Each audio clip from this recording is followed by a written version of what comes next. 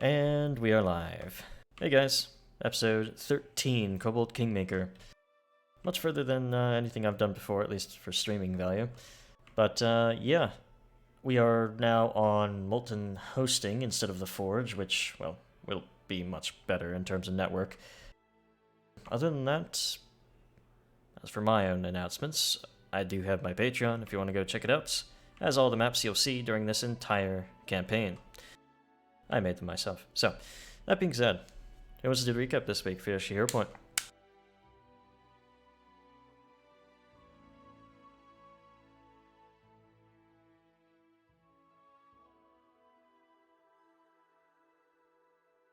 Once again, fighting for the role. Yeah. I always do it, so I'm always waiting to see if anybody else steps in to get their free point, you know? I think everyone else is waiting for you to start. I guess that's how it goes then. So, as we had left off, we had just visited with the King of the Lizard Folk on Lake Silverstep, and we pleaded our case. Stuck to the facts, this creature that we'd fought was a will-o'-the-wisp, and that it was feeding off of them, off of their fear, and we slew it for our mutual benefit. The king was a little bit surprised and maybe impressed by our boldness, seemed convinced, and asked that we return after we take care of some other business in a couple weeks. We accepted. He also gave us an interesting lead. In the southwest of Tuskwater Lake, there's a part of the water, we call it Candlemere, and allegedly there's a keep there or something it's where those will-o'-the-wisps came from. We mentioned that we're going to investigate. I'm pretty interested in this. But before that, we continued to fully scout the area around there, around Lake Silverstep. We were ambushed by some nasty mud monsters that nearly killed Gaz. And then we saw a giant lake monster toward the southwest of the lake. And it nearly killed Gaz. We managed to get everyone out safely. We made a mark about where we located the thing. We'll have to avoid that spot, or maybe in the future find a way to take care of it. Then we came across a gnome and his entourage in a cart, who had a cart stuck in water. We offered assistance, we freed it, and he introduced himself as Jubilost. He's an explorer and an alchemist. And he wanted to work for us. We agreed. And then he let us know that he is also experienced with finances, and agreed to work for our finances as well as a treasurer, as long as we make sure to bring information about important discoveries to him first. Then we started hearing some tales from the people around our new settlement. In particular, we heard about dead people popping up, and discovered that it was the work of a large beast. Further investigation pointed toward it being a werewolf. Our friend Jod confirmed that we'd probably need silver to really take it down, so that's something for us to keep in mind. In the meantime, we're opening up an investigation about who might be afflicted, and figure out a way to stop them. And that takes us to the tavern, where there's somebody interesting that we might want to ask some questions about. The hunter? Well, not hunter. The guy with the bow. That's the guy who, one of the people who reported the werewolf sightings to us initially, It was the alongside guy in Hod. black, wasn't it? Yeah, it was the bearded fella in the bottom left. They were, yeah, that's the guy who's our actual suspect. Certainly is. So, with you guys having discussed tavern names and other things, I believe the last one was the generous dragon, as Parenth was buying ales left and right for everyone in the tavern. Maybe created an unfortunate occasion whenever he comes here, expectation from the tavern residents. But that being said, with all that information from the tavern keep here and your suspicions lying on the man in the far end of the tavern, what do you do from here?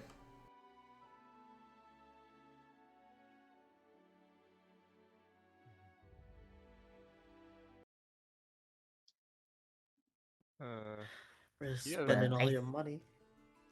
I think our options seem to be limited by what Gaba finds morally acceptable, so why don't you give us your plan, oh counselor? Well, we need to determine if our Hmm, if our target, I should say, is somebody who's doing this willingly. If they're not, if they're truly afflicted, we need to find a way to save them. Don't you all agree? I mean, I would definitely go out of my way to save them, considering I don't want a werewolf running around and mauling people. Okay, but what I'm getting at is some people might find it acceptable to jump immediately to killing. I mean, I'm personally just going with whatever's good for the business. Either or, it's fine with me. I don't think we should kill him as our first option, but if it comes to it, I guess we'll have to. Of course. As long as we go into that with that mindset, then I think it should be okay. Something does concern me, however. If it does come to blows, will we be okay with the equipment that we have on hand? I should be pretty good to go, honestly. Well, I do have this.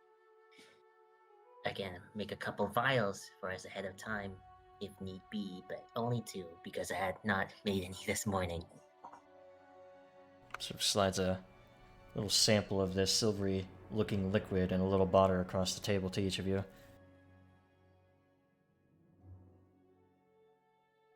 It's silver sheen. Coat it on your weapon, and for an hour so it'll be as though it's Oh. silver.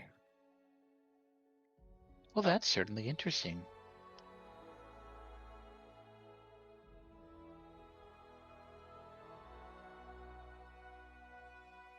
I don't mind if I do.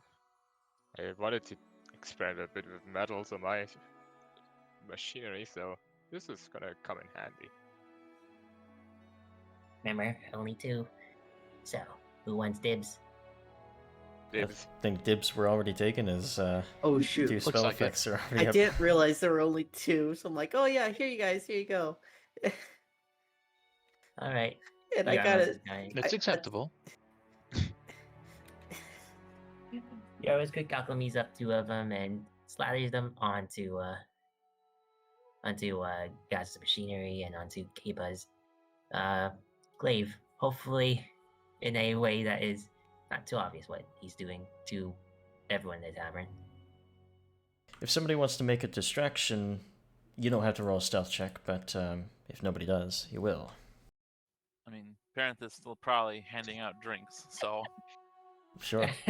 Roll me a. Oh, you're not a charisma person. Roll me a society check. Roll me a society check there, Parenth. okay, 1 second.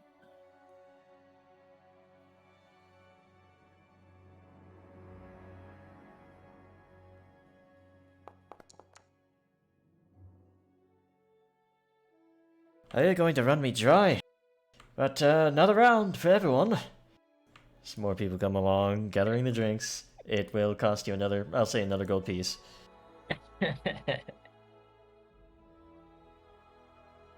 But notably, the man in the corner that you guys have been wary of does not sort of come up to get the drink this time. So with the silver sheen sort of stealthily placed upon the weapons of those who perhaps most need it, what do you do from here? As Yarm is quick to notify you, you only have an hour of the silver sheen. Well, we should probably corner him in private, maybe in his room, and try to interrogate him in the most harmless way we have. And how are you going to get him to your room? Or a room? We can order him, right? I could always ask. I mean, he doesn't strike me as the gregarious type, all things considered, since he isn't going for a drink right now. But surely there's something we can do to invite him. I could always put on a little show. I don't know if he would be receptive, however. Maybe we can quote-unquote try and hire him. As you guys have discussed things, it's become later in the day in the tavern here. A few people are leaving, and over that time, as you're still trying to figure out what to do with it, he does start heading up stairs, it seems. And escaping upwards. Not escaping, of course, just going up as any man would. Well, there's our opportunity. I'll try to speak with him in as non-threatening a manner as I can manage. Mind if I follow you? Very well. Just be very careful not to appear too threatening. This is, of course, as I've said before, we need to ascertain if this man wants to be a threat. Kiva, I'm a kobold. I don't think anyone is gonna be intimidated by me anytime soon. You have machinery. That's terrifying sometimes. Just We also make- still need to slather some ointment on him to know for certain if he really is our What? culprit. You Right. slather it on him? Yes, this I have a formula that can ascertain if two objects belong to the same origin. If I this see. werewolf we collected matches with him, then it's a certain. So that's what that is. So, as you guys start heading upstairs, I'm going to move you guys up. Oops. There we go. One more. Just remember, we don't want to fight if we don't have to. Exactly. Things get a little bit more quiet in the day here. There's not many people up here, either having retired to their rooms or otherwise. No people playing cards or anything like that. You did, however, from the bartender, you were able to tell that his room is the furthest to the right, at the top there.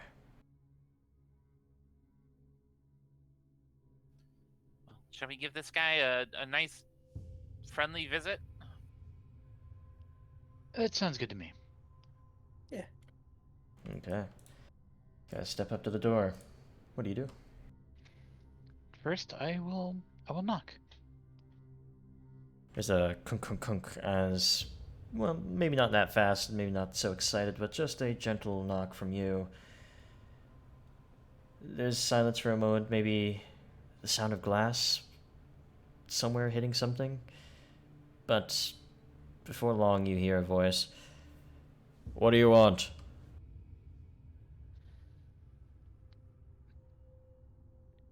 For the most part, I'm checking in on you. Let's just say, I'm an interested party who, well, I'm wishing to know if you need help. I don't need any of your help. Go away. Are you sure? Because you seem like the sort who's troubled by something that's out of his control. You hear shuffling in the room and silence afterwards, and then the door sort of rustles before you, before they sort of crack it open. They don't open it fully for you, and they sort of like hold it from behind it and poke their head through. What did you say?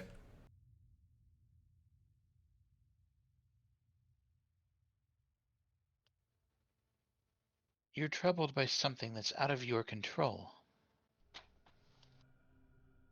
What man isn't? But if you're going to get to the chase, do it now.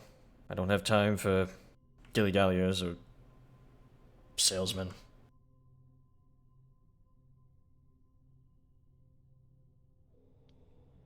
I'll get to the point. You are under a curse, are you not? See a bit of recognition in his eyes. It's not hard to tell that. I might be. And you Sort of looks a little bit further out of the room, seeing the rest of you. You're the rulers around here, aren't you? So you recognize us. In that case, perhaps that's to our advantage then, as that might help lend some credence to my claims that we are actually here to help and not to cause any trouble. That's quaint. But if you know about what has occurred, there is no help for me.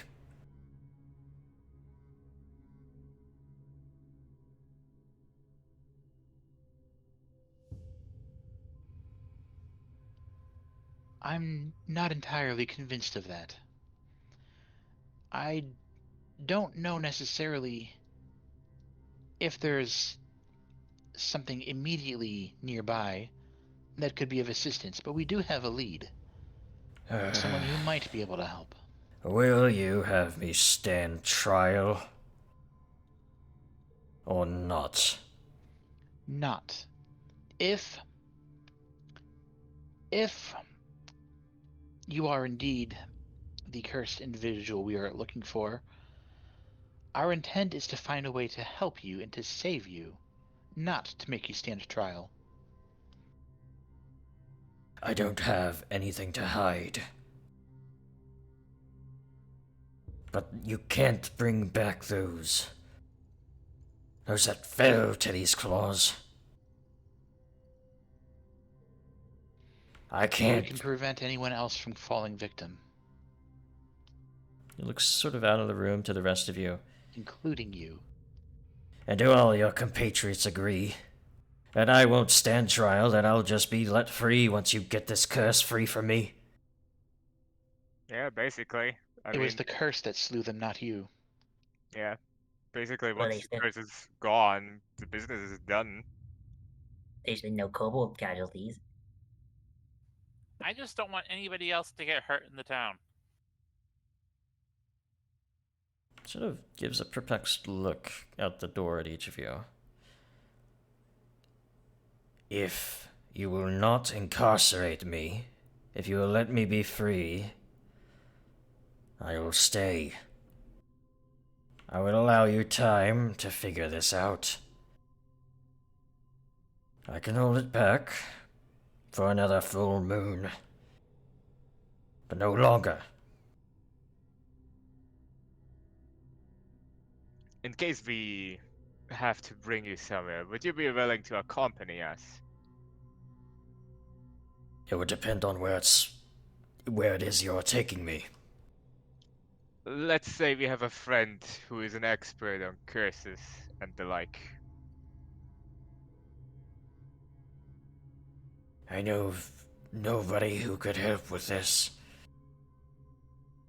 But fine. Fine, I'll stay. Splendid. We'll be fetching you in case we need your help or your presence. Sort of Thank you very much for being willing to speak with us. gives a continued wary look at each of you, trying to discern his worst sort of ideas about what could occur here, and just slowly closes the door.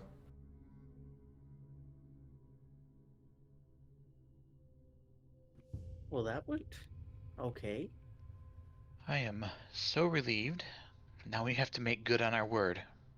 We're under a time limit now, so we definitely should make this our #1 priority. We should probably avoid talking about this in public. Indeed. Further discussion of this should probably be somewhere a little more private. Alright. For that, I will bring you guys back to the Kingdom Hall. You do have a room just for that, off to the left, in fact. That you, well, have used sometime before in managing the kingdom itself. Jubilos is sort of in here a little bit later into the night. By the gods, your accounts are horrible. What exactly is this expenditure on drinks at the tavern? That came out of my own pocket. There's nothing to worry about. Well, as long as your pockets don't encounter the kingdom's coffers, I guess we don't have an issue. I see you have something to discuss. Good day. Wow, already causing trouble. I am not causing trouble. Am I missing one of you guys? Wonder how much spending it's gonna take. Yarmos. Items to There we make him go. beep. So as you get back to your kingdom sort of hall here, late at night, you now have to discuss what exactly you're going to do. What all do we know about witches? This one seems to be not the worst one out there. She's definitely willing to make pacts and trade with us and whatever. It certainly depends on which witch you're talking about. The one that's nearby, just to the southwest. Well, I mean, the particular witch that mostly- we are interested in is that one. She wants me Well, left alone, doesn't she? She didn't Sure, want us yeah. to build anything down there. She already gave us a favor that we could do for her, and it's a way we could extract a broken curse. But we don't actually know if it's within her means to deal with something like lycanthropy. Well, we're never gonna find out if we don't ask, do we? Well, we should probably figure out something we can offer her at least. The black She already made a rattlecaps, huh? request. Indeed. Well, I mean, if we also have this weird skull thing.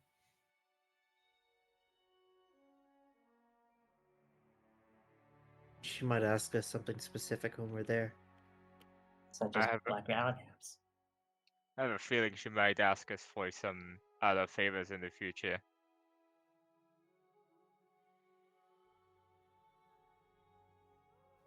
Just to verify something, I was looking at the inventory. Mm. Kiba has the runes from that flaming sword, correct?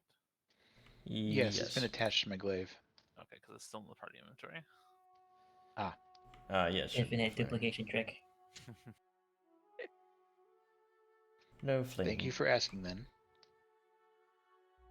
So, I guess now you have to decide where you're going from here, since I think it's pretty clear you guys are going to go to a witch or something like that.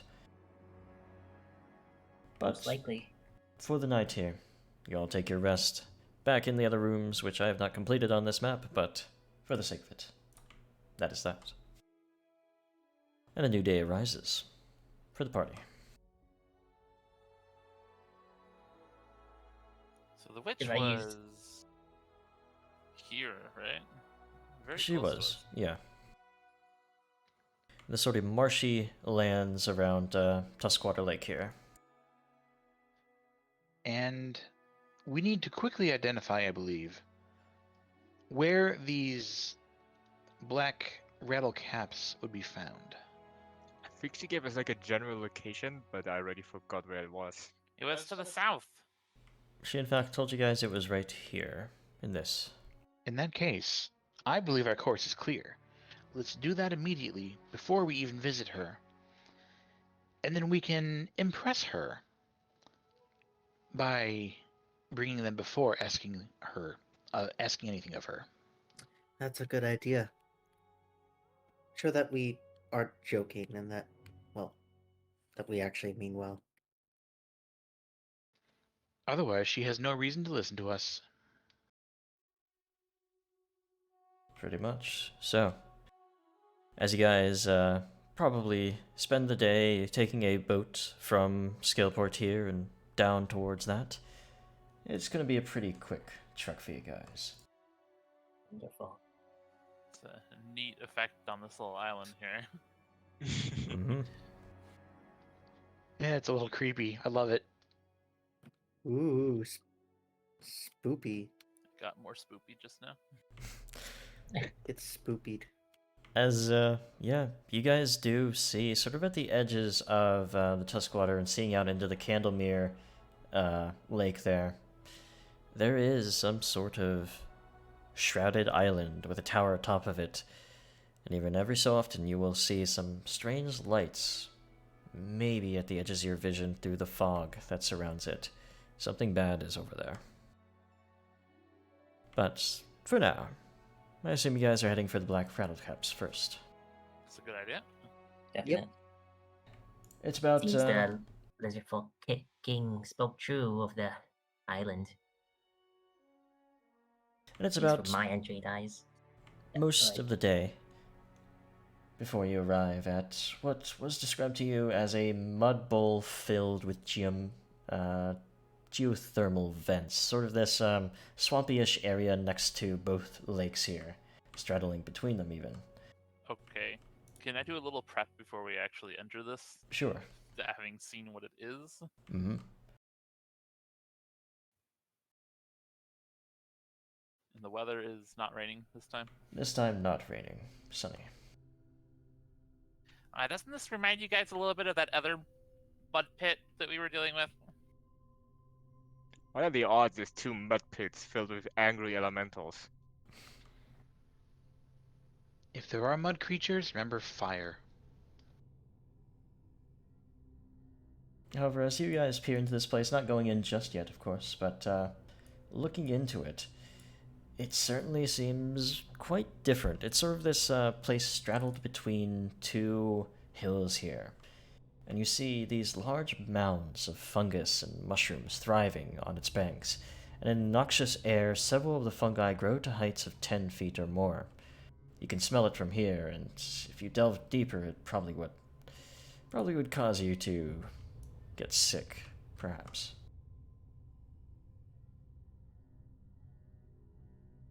Hey, Giraffe, would you like to investigate that for us? Maybe dive under a little bit. Fine. No, stop! Do not jump into the first pit you see, please. Okay, I'll wait for the second bit. I wish to remind you all of something, however. The good lady Beldame, she specified that the mushrooms we seek would be the only small ones in the area. The only small black ones. These guys look around. So first, Parenth, you were preparing something before you entered? No, I'm good. Okay.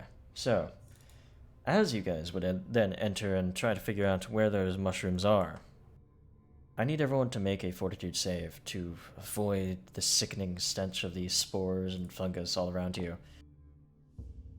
The blood brings up even worse. Oh no.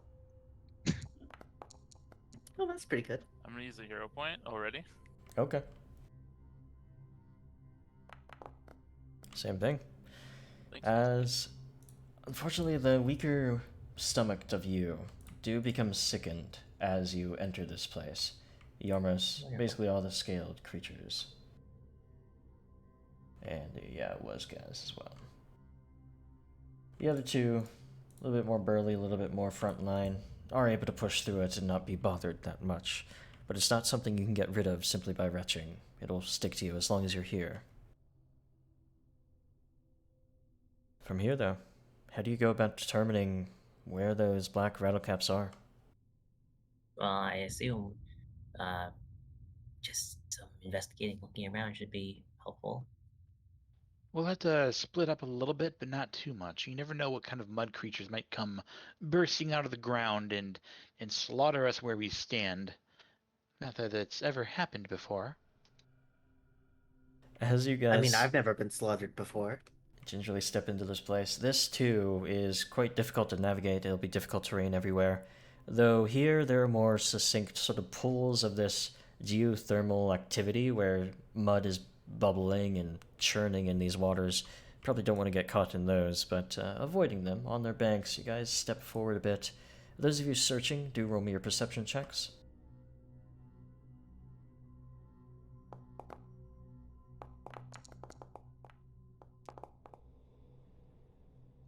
Alright, so as you guys are looking around here, you notice to the north there is a jumble of fungi that's sort of out from the edges of the banks there, and as you're peering at it, you do see these small black capped mushrooms underneath the larger ones. Perhaps that's where you're wanting to look. I'm going to go up and see if I can collect some. Did you see Gas something, is boy? going to stop Giraffe, like just hold a hand in front of him, and just wordlessly hold out his clockwork claw for him. Yeah, that'll Oh, Did you help spot? you. Did you spot something, Giraffe? yeah, I think I see some of the mushrooms we're after. Well, we should probably stick as a group in case we get jumped. It's happened That makes far too many sense. times. Remember the thornberries? This is most likely something similar. We shall Can I see. do any sort of check to see more about what these mushrooms are? If that's relevant. Nature, yeah. I think we had a check like that when we first heard about them. Did we? Perhaps, but rolling nature for the general sort of flora fauna here. Yeah. Like I remember we got information about it early, but we forgot it. Your expertise in mushrooms, especially of this size and stature, it doesn't tell you much. Looks fine to you. At least you're not breathing anything dangerous, but certainly sickly. But as you guys approach here, you look at this patch of mushrooms, and it feels almost like, with all this geothermal activity, you're getting used to sort of this churning nearby, this bubbling, but then you start seeing it underneath these mushrooms before they start sprouting up rapidly and bursting from the ground, revealing not a mushroom monster, but one masquerading as such, with those mushrooms on top of its head. The rest of its body seems to be this root tuber, whatever it is. It has these tentacles slicing out towards the party. I need your initiatives. Well, would you look at that? Does anyone... Oh, I was expecting something, but not quite to that level. If I had It's the gold piece exact- for every time the wildlife tried to kill me, I'd be a rich kobold. Well, you're in the It's stolen lands. exactly like the thornberries. It's very much the exact same situation. Well, at least it's not a spider. Yarmus, you can hear out from this strange plant creature's maw its language. It's speaking Sylvan, in fact. More meat! And with that, let's roll the combat music. First, this creature, as it sprouted up, had a good opportunity to just, well, as an ambush predator, swipe at you very quickly. Yarm, you're gonna be the first, as you're in range for a bite. Oh boy. But a 2 on the dice, unfortunately, because you are sickened, is going to be a hit. Shame. As it bites you, you take 23 points of damage. Oh, Ow. Shame. It will then use its action to grab you. Third action, it will swipe out at Gaz with a tentacle. I'm in danger. And it will hit. You do take as well 16 points of damage as these sort of whipping vines slice towards you. Yarm is sort of like lifted up as it approached and in its jaws there. So, Wonderful. what do you do, Yarmus guys? uses his chest is compressed in tandem with the sickening fumes of the area. Gas doesn't like even bother just staying one-handed and just immediately pulls his weapon out two-handed. And seeing Yarm get lifted off his feet, first tries to hit his gear into overdrive. Okay. Oh boy. Got a feeling you're gonna need it for this fight. That'll succeed. Clearing the And- mud, all that. Correct? As narrative, go ahead. Okay. And he is going to strike it. Sure. And that will hit. As you punch out towards it, however, it seems, well, it seems pretty good. Yeah, roll your damage. It seems pretty effective, in fact. Takes full damage, sort of batters into its form there, cracks some of its tuber, well, underbelly. And anything else? I will try to demoralize it with my last action. Okay. Alright, time to uproot the next plant life.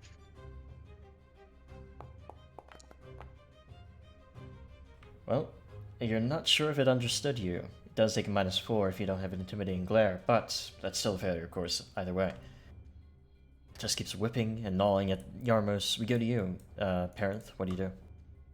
Hi, I'm going to drink my Drakeheart Musion. As you go to drink it, it'll take an attack of opportunity for the manipulate action. Oh, wonderful. Oh boy. Great. As it whips towards you, it knocks it clean from your hand and slashes into you quite deeply. Critical hit. Interrupts manipulate actions for 36 damage. Oh no!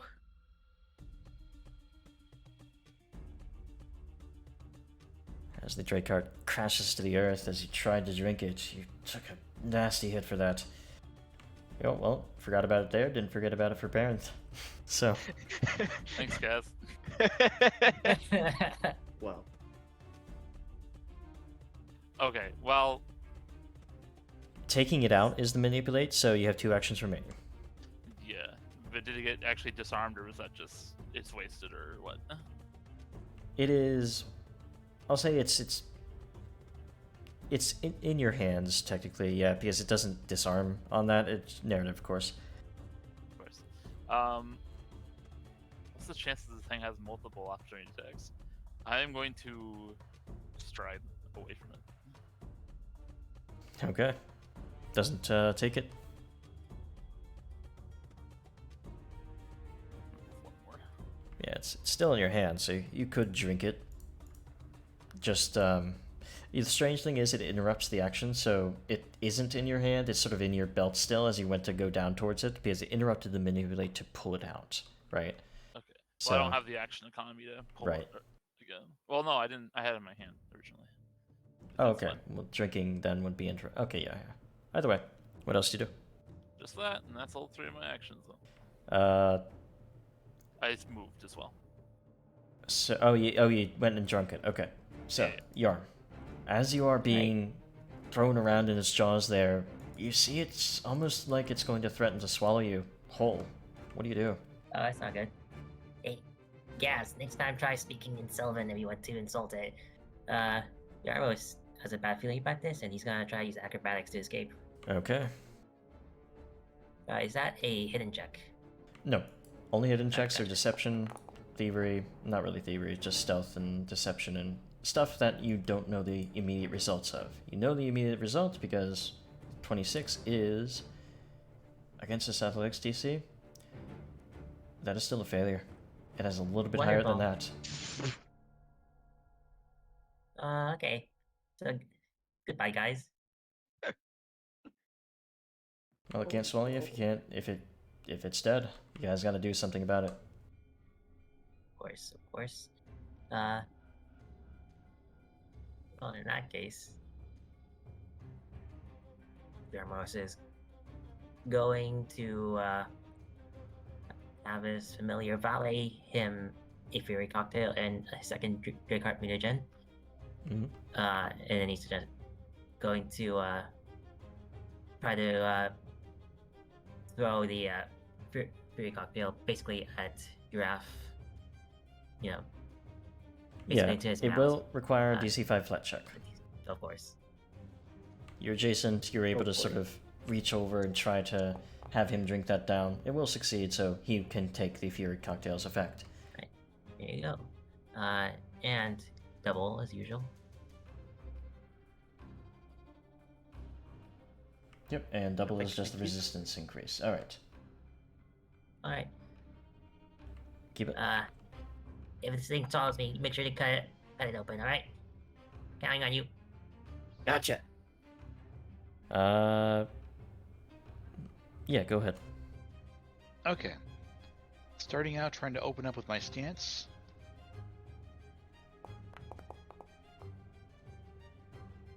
Critical success, in fact. Oh my god, finally. That's amazing.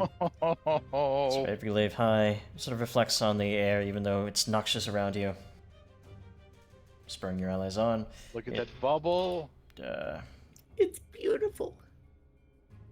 Didn't emanate out for some reason to everyone else. Oh, that's not good. Make sure it looks bigger. Yeah, but it's not actually doing anything to like people's A effects. flying effect. Yeah. Well, it's not a blind effect either. It's just not working, which is annoying. That's Either way. really not good. Yeah, some for things the- aren't working. Like I can't drag stuff onto other people right now. Yeah, that's because I didn't. There's been a change because of Molten and all of that, so we can just get past that. So, for the purpose of keep it, Yeah. what do you do next? I'm going to, as much as I would love, as much as, interesting, okay, love to help out Parenth right now. If you stay back, you're probably fine.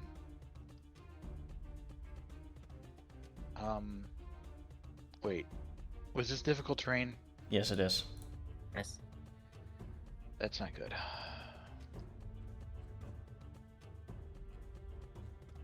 I think I can get that far, but I can Mhm. still reach. You can. Yeah, I have a. I think I have a 20 move. Let me double check that. I have a 20 move. Yeah, so the best I could have done is 2 spaces anyway. So yeah, I'll attack from here. Go for it. We have that nice bonus going on. There we go. I see it. I see it reflected in my stats. Let's see if I can. Well, let's see if fire does anything to it. As you slice towards Let's- it, that'll be a miss. That's hero point it, because it's a little low. Very- That's even lower. It's a miss. Yeah. Tentacles are slicing and dicing around. You just can't get into its reach before it swipes away the attack. And that'll be your turn as you moved up as well. Giraffe, we're up to you. Alrighty, I'm going to stride up and double slice, start to take chunks out of this thing. See if you can. It has been hard to hit for your allies. Well, I'm not my allies. Such a cocky thing to say.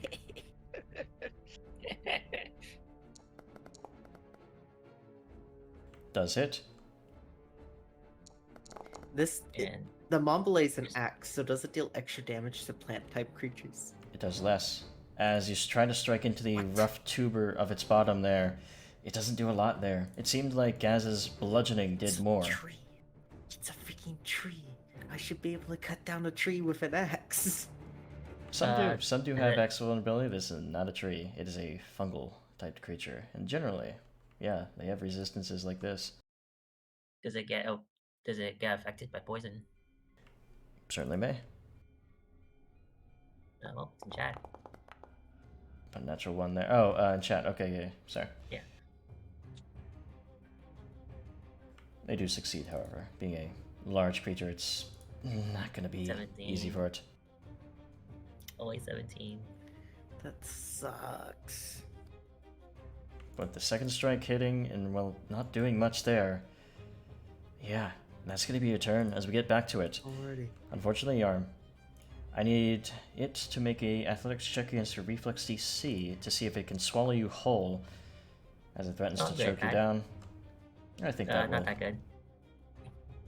You are swallowed Yep. and take a lot of acid damage on the way down.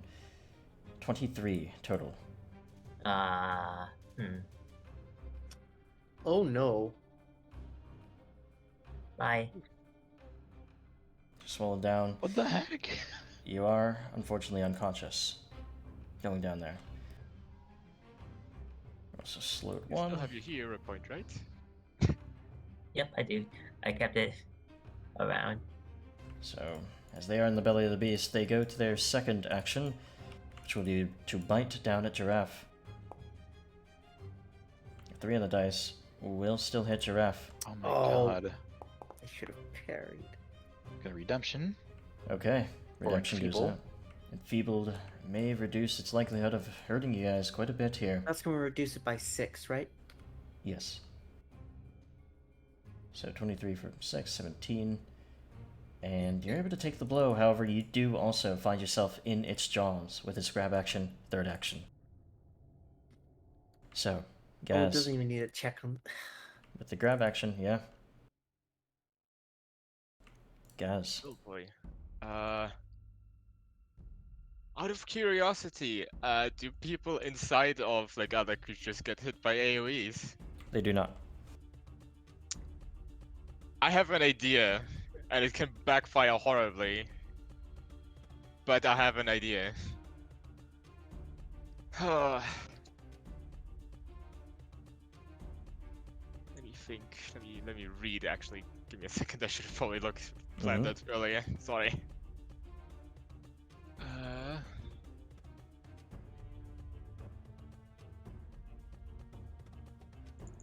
Okay. I have an idea, but it needs us to sacrifice Draft probably at this point and us to fall back. Excuse me? Look, you'll be saved from what I have planned is the good news. Probably safe. Well, what's the plan? I will definitely strike out to move things forward. On the dice. You're not hitting this thing. It's difficult. Well, that's annoying. I don't like that. Oh boy.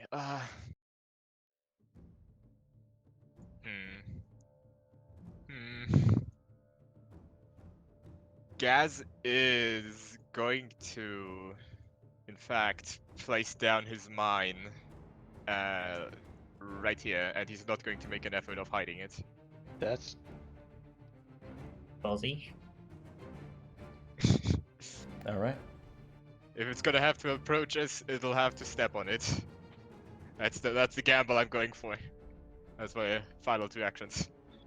That's all you without getting closer. Mine is right there. Alright. Parent, we go to you now. I'll try to do a recall knowledge. Sure, that'll be nature.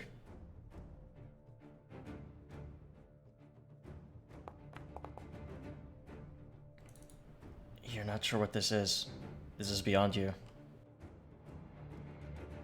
Okay. I'm going to cast Hideous Laughter on it. Alright. Almost will. It rolls a natural 1. As you unleash this magic, sort of stumbling back, you realize if it talks, it can laugh, and, well, the target falls prone and can't use actions or reactions for 1 round, and then suffers the fail effects. Okay. So you see it sort of like, reactions. all of a sudden, this horrible, chortling just falls over, just in these hysterics on the ground there. You feel the rumble of it yourself, Yarm. Well, you're unconscious inside of it, but Yeah, I'm yeah, unconscious. it's having a very rough time with that. That's, Oh, you remember Parent, that's you bad. just enabled me. What? You just enabled me. Anything for your third, Parent?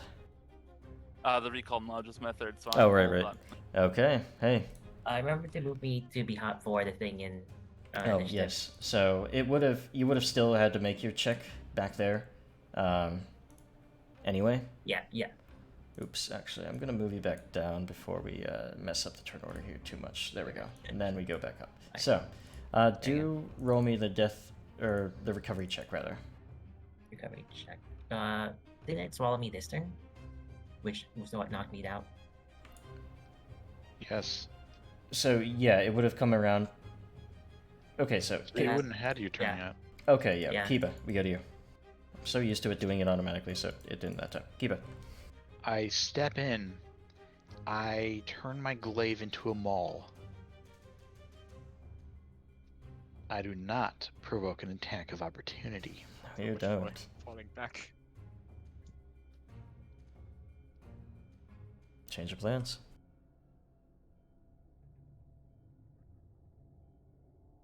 That hideous laughter is a game changer. It can't act on its next turn, so yeah.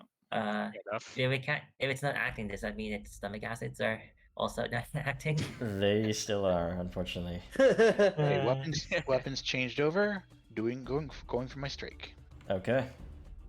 Using the shifting rune upon the glaive, turning it into what will be a maul.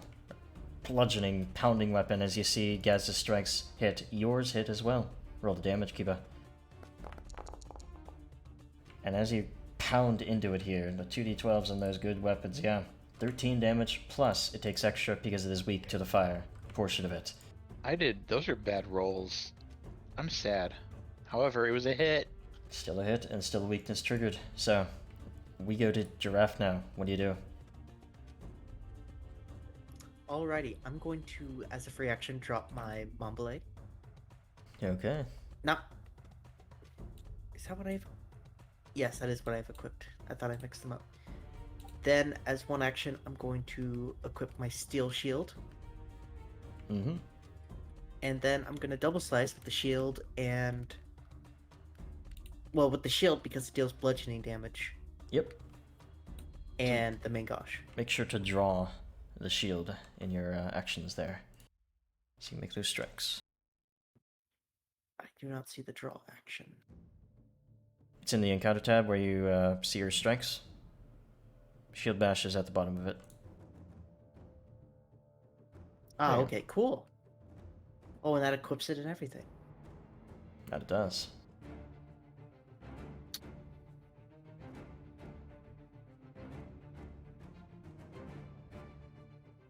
Alrighty, so now, double slice. Go for it.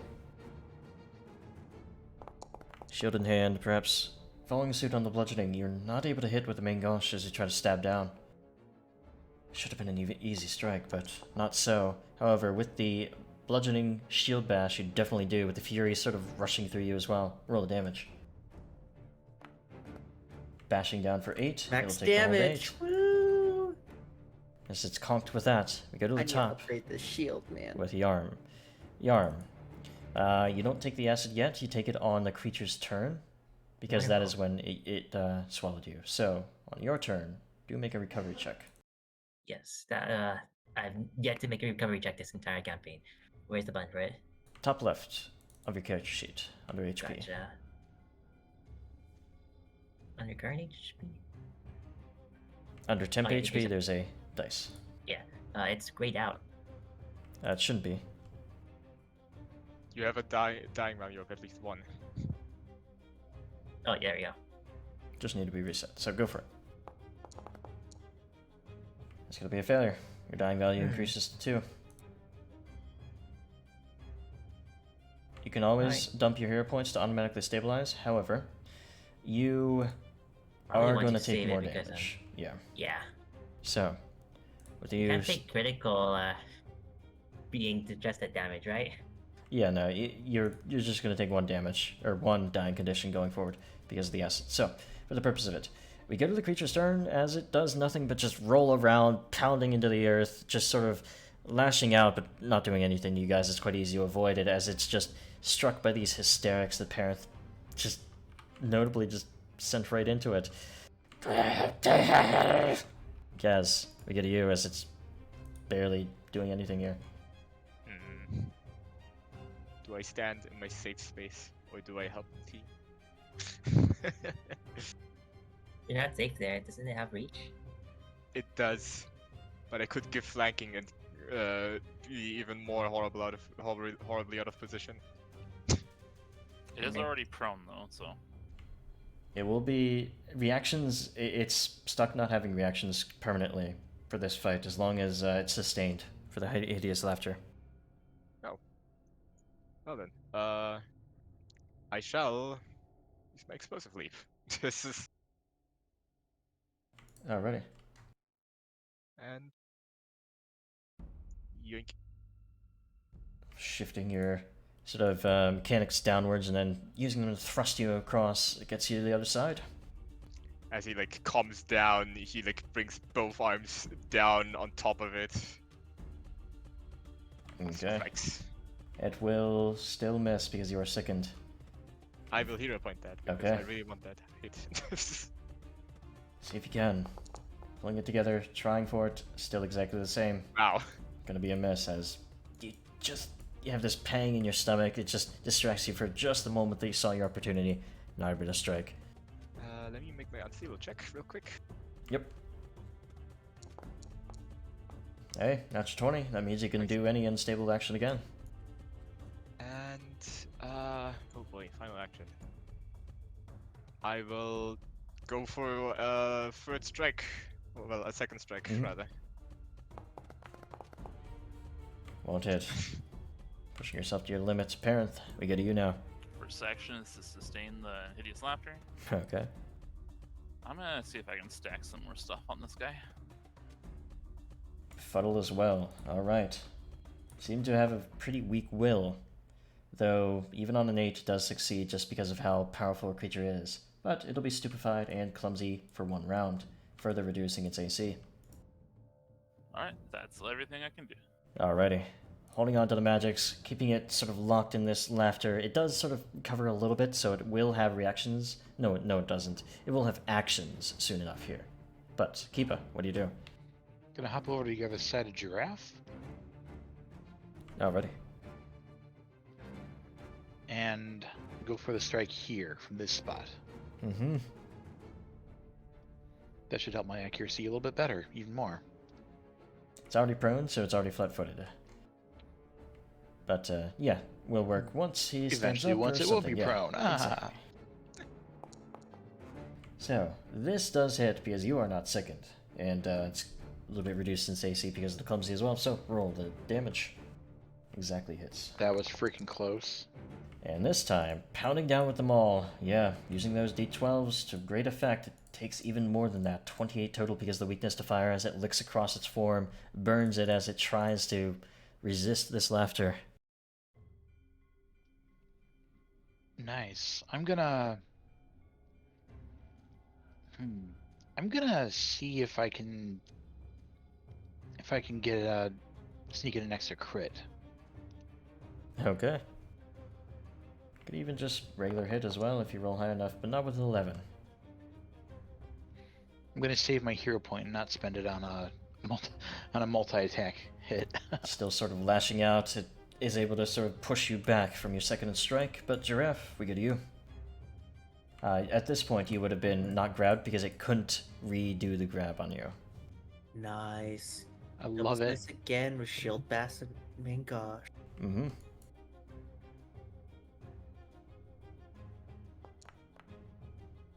Well, unfortunately, just barely missed there. Hero point that. Okay.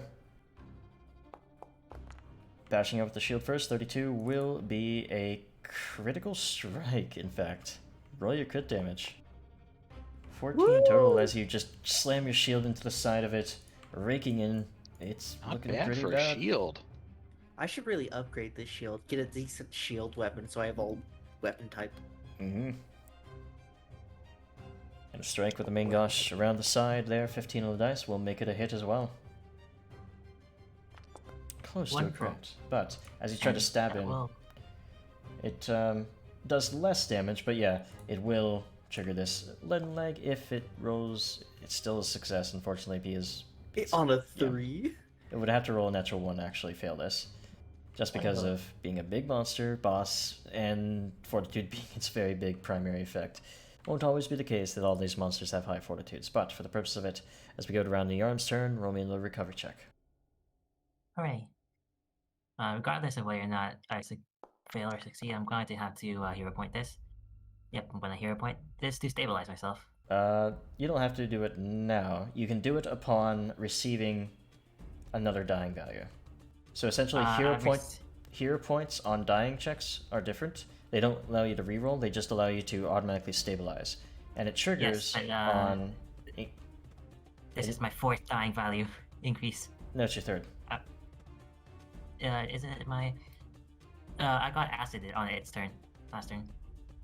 Well, while I was rolling down the Okay, ground, yeah, okay. Yeah. Yeah. So for the purpose of it, yeah, you would have to use it here. Yeah. Stabilizes you, puts you down to 0 dying, wounded 1. Actually, I don't think it even adds wounds. Not sure. But for the purpose of it, I don't think it really will affect anything. But you will be back to dying 1, we'll say, from its acid on the start of its turn.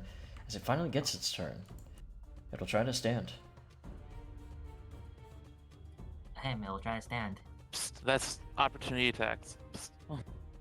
Opportunity attack with the shield. Go for it. It does hit because of all your bonuses, it being clumsy too. Fighters. Woo, max damage. Slams in 8 more need damage, hero just point. looking near death. 730, baby. Oh yeah, you get your new hero point for the hour. And on its standing, is it still... Yeah, on a failure, it targets slow one, can't use reactions. It only has 1 action remaining on this turn after it stood, so it's gonna bite at the most dangerous threat it's perceived so far, which is Kiba, actually. Doing a lot of damage with that maul. Bites at you Damn. for a definite critical. Darn. In its laughing rage here, it takes 36 out of you, Kiba. But it Oh, I can't, can take that. That's fine.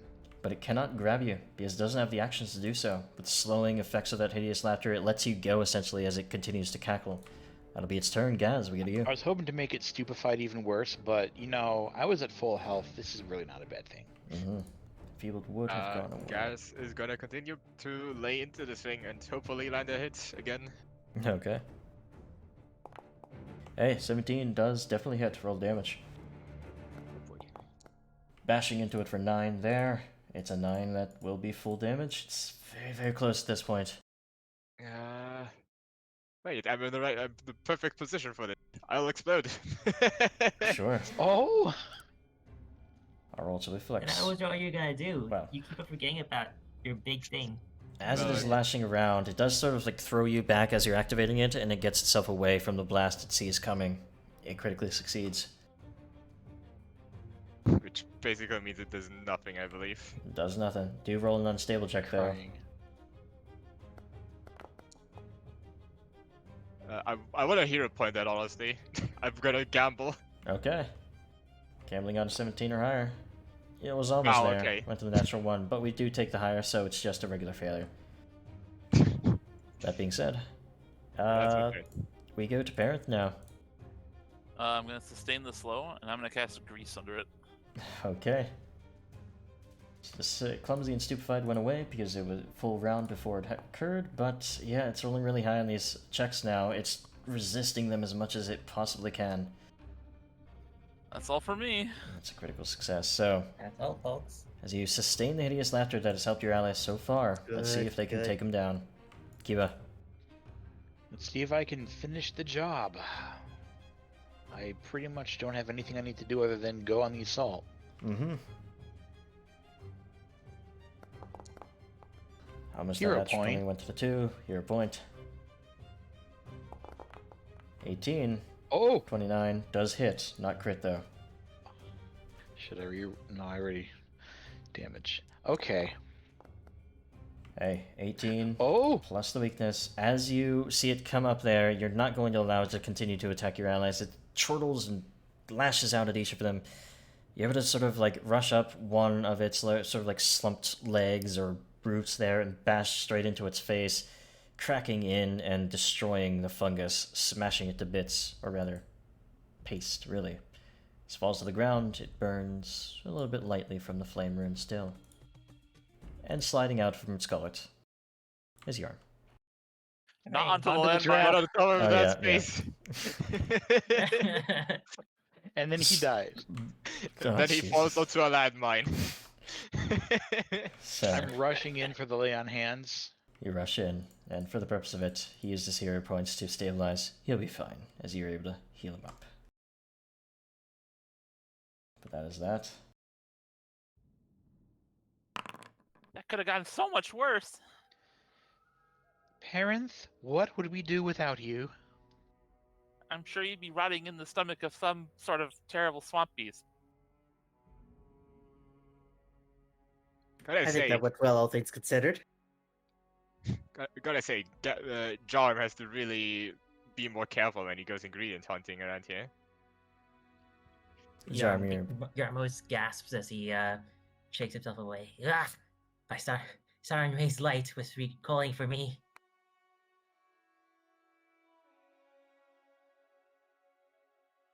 What happened?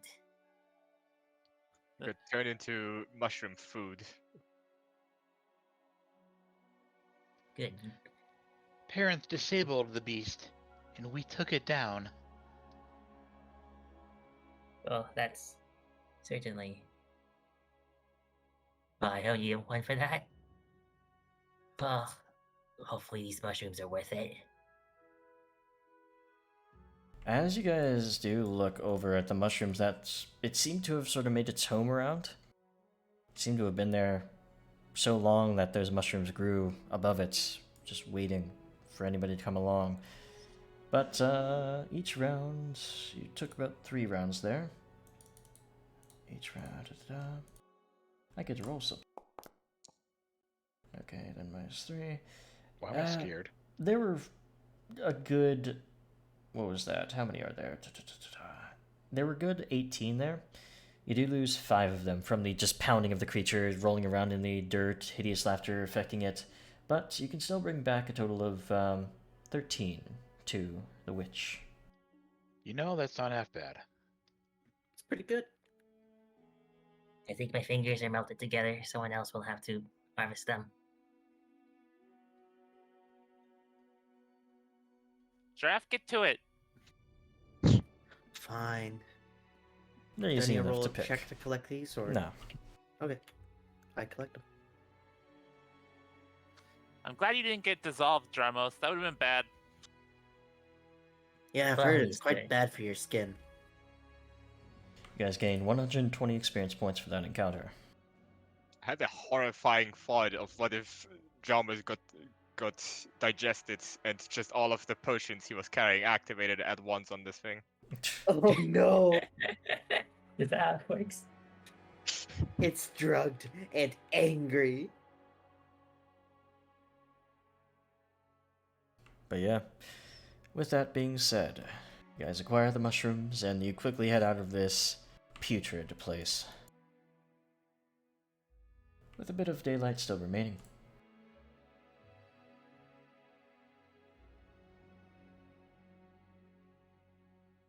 We should probably just take some time here and recover before we go to the witch. I'll patch Yeah, Jarmus you up. don't look that good, parent. And whoever else needs some patching up, I'll be Yeah. inspecting you. We'll do it together.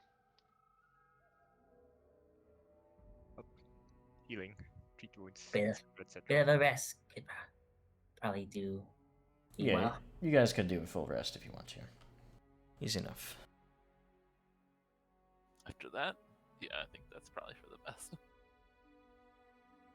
Get a nice rest here. You've, been around these parts. You know what threats there are, so nothing comes in the night.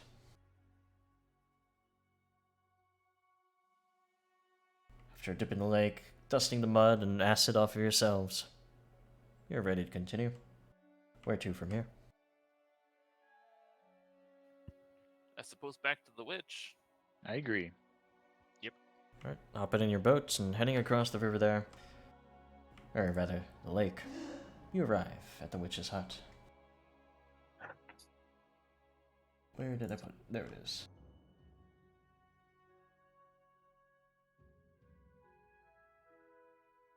And as you arrive, it is much like you left it. This little hut on this peninsula in the swamplands here. A little bell aside the gate there. Ring the bell. There's another ting. You hear that crotchety voice as she starts making her appearance through the doorway. I'm coming. It's you again. Well, it's been a while after I asked you for those mushrooms. Do you have them? We did. We do. We have 13 of them. That will do. I assume you want your reward. She starts fishing in her pockets.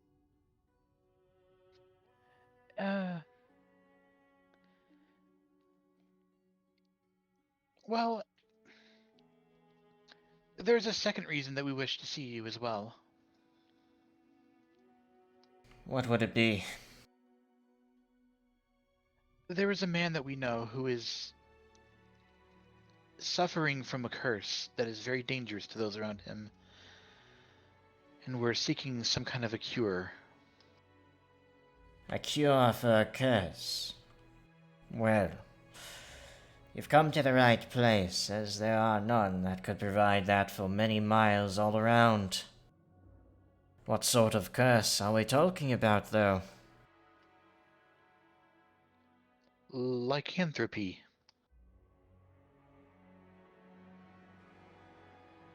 I feared as such. But there are many other curses on these woods.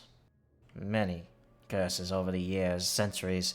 They don't exactly leave us behind. Or rather, they don't exactly just go away after a time. But such a curse requires more power than I can muster in its removal. I could whip something together, ancient inks and other things that I would have to acquire. I'll keep the money that you are owed for the black rattlecaps, but that won't be enough for a scroll of this magnitude. I require something else from you, if you truly wish to have this one freed from that curse. How can we help? Well, have I told you my story? What have I told you of it? I forget. Mostly that you live out here and you value your privacy, and you wish that we would not build up on this part of land. About you in particular, though, I am afraid I don't believe we know much of anything. Gaz raises his hand. You did tell us you're an expert on matters of divination. But you don't know of my history. Come inside. Let's have some tea. That's what these black rattlecaps are for, in fact. Oh, that sounds delightful. Not much for tea, honestly. Don't worry, they're not poisonous. Don't touch the scarecrow on your way in. Sort of goes to the cauldron, puts on tea, throws the black rattlecaps in this bubbling cauldron. As the rest of this place, as you guys look around, it seems almost stereotypical as to what you'd expect from a witch's hut, of a tarot reader, of a magical ball, of closed curtains and moody lighting. He sort of looks back to you from the cauldron there. So, this shall help you in deciding whether you will help me and whether you will help whoever is afflicted by this curse. For I too have a curse. My parentage. My father, to be precise. My mother is dead. She has been long dead. But before her death, long ago, decades even, the lands around you, sort of sweeps her arm around in the immediate vicinity, they didn't always have this sinking into the earth, this swampiness to them. It used to be a nice quaint village here, where my mother lived. They were settlers like you. Little hamlets to start things off. But then, a girl from the town, a girl being my mother, fell in love with the Fae to the west, deeper into the Nile Marches. But her father, my grandfather, wouldn't have it. He had already decided, already arranged a marriage for her, with one of the other townsmen, the clergyman, in fact. The town was certainly on the side of her father, as it was a daughter's, duty to follow the marriages her father doled out. Whether or not you agree doesn't matter, because the Fae certainly didn't. The creature that wooed her, I still do not know, magically or not. I fear it doesn't matter either. The Fae who wooed her would not allow the town to whisk her away from that creature's arms. So, they banded together with a few other Fae in the woods, seeing this town as a threat to theirs, a town that didn't allow for free love. They turned the townsmen on each other. Man against wife, pastor against, well, the vagrants of the town a little bit more than they should. Using fey magics, they pulled out the, well, emotions of the people. They turned them on each other. And soon enough, a curse manifested itself on these lands, just from all the hatred that was pulled out from the people. They attempted to fight back. Some of them did think it was the Fae, but the Fae, flitting into the woods whenever they were sighted, would not allow any head-on collision of their forces. So the town was slowly either abandoned or people struck each other down, and then it sunk away into the swamps around, leaving only my mother's hut behind. So now you are wondering how I came to be. I am a spawn of Fae and human alike. Fae touched, but still mostly human in that regard. My father, well, they tried to raise me, and both my mother and father, but after my mother's unfortunate passing when I was too young to remember her face, he changed, as Fae are known to do. He disliked me. He disliked the face that I had in comparison to his dead lover. Cast me out. As a young girl, I returned here, and to tell you the truth, I did not make a deal with any devil. That is just something I say to people to separate myself from the Fae. My magics come naturally from that Fae ancestry. So I learned on my own, living here on my own.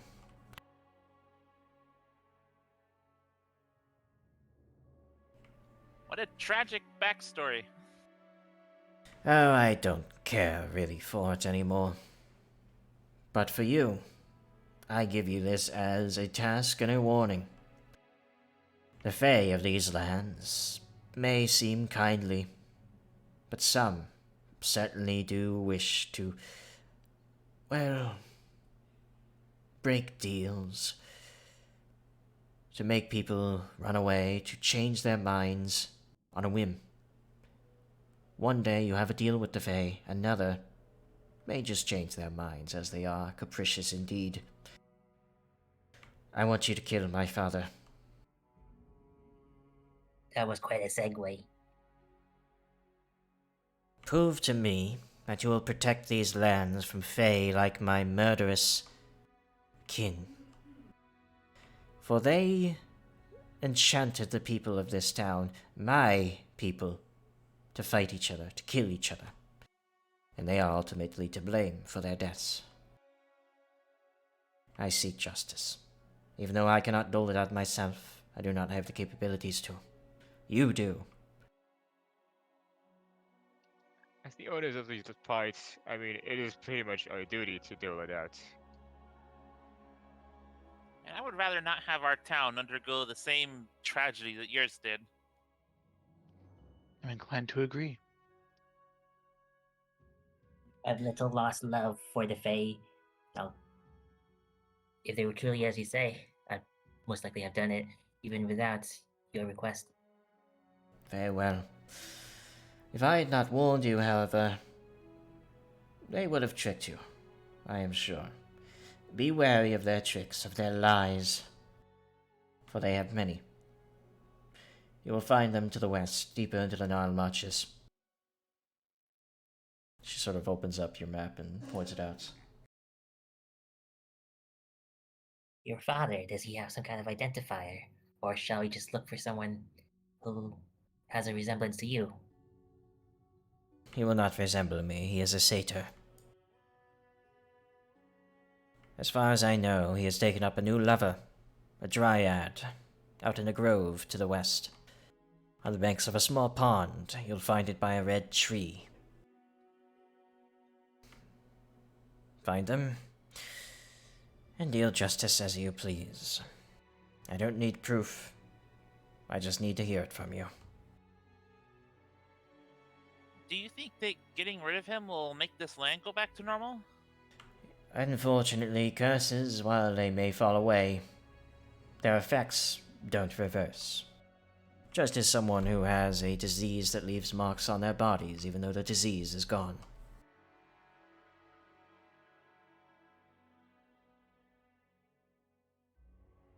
If you do this task for me, I'll use all my resources to deal with this werewolf's curse.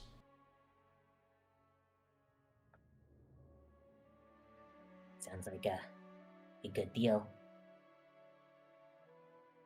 Give yourselves 30 experience points for turning in the Black Rattlecap quest. And it was 80 for fighting that fungal beast, right? It was 120. 120. Okay, so I'm 40 short. So just to Oh, shit. verify, the calendar is correct for the date. It is not. It's basically not moved. Yes, because it's very hard to keep track of that, to be It's honest. been a very long adventuring day, huh, everyone? So What basically, would we your have question be? basically a month. Yeah, of so time. Okay. for the purpose of 2 it, a months. month has passed since the start of the campaign. So, oops, and then it rolls a bunch of BS that I forgot to change because of the change to Molten. But either way, it is not raining today. But what do you guys do with that? Are we still in the hut? Yeah, you're still with her, but she's pretty much said her piece. Alright. Well, we'll certainly need some upgrades to kill Faye. We're definitely gonna need cold steel weapons. Yeah, I was about to suggest I'd like a that too. cold steel shield. That sounds nice. A cold steel. It sounds like some odd character one might have. Do you mean cold iron? Yes. Iron, steel, Yeah. basically the same. Mine like you should know better than anyone of the coal component to its manufacture. It's been a while, okay? Can I make a knowledge check to determine how powerful these Fae might be? Sure. A satyr? Be a nature check. I actually have something else for this. One Oh, yeah? second, We're please. eating goat tonight, everybody.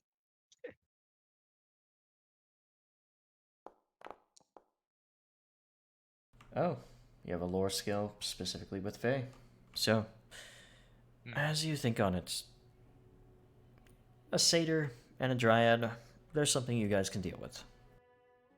Won't be easy, but it's something you guys can deal with, especially after that fight with the plant monster.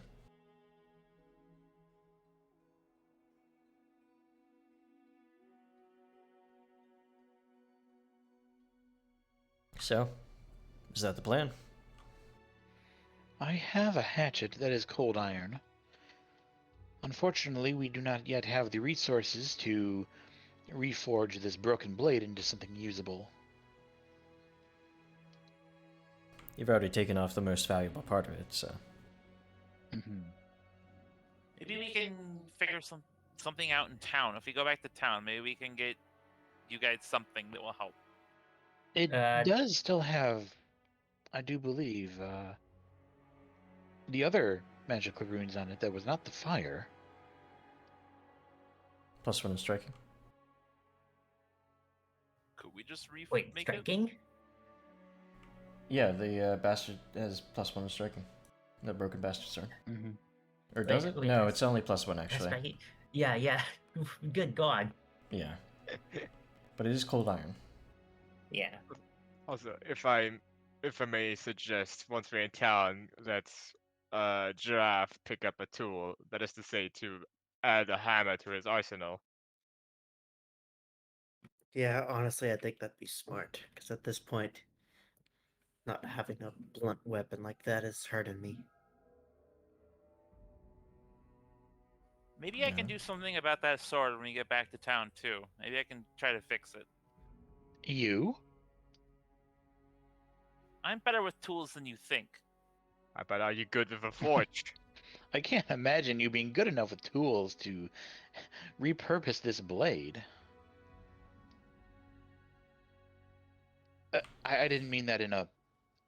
I, uh, sorry. You don't at all. You want to make a bet of it then? Oh boy, Parent is looking to lose more money. No,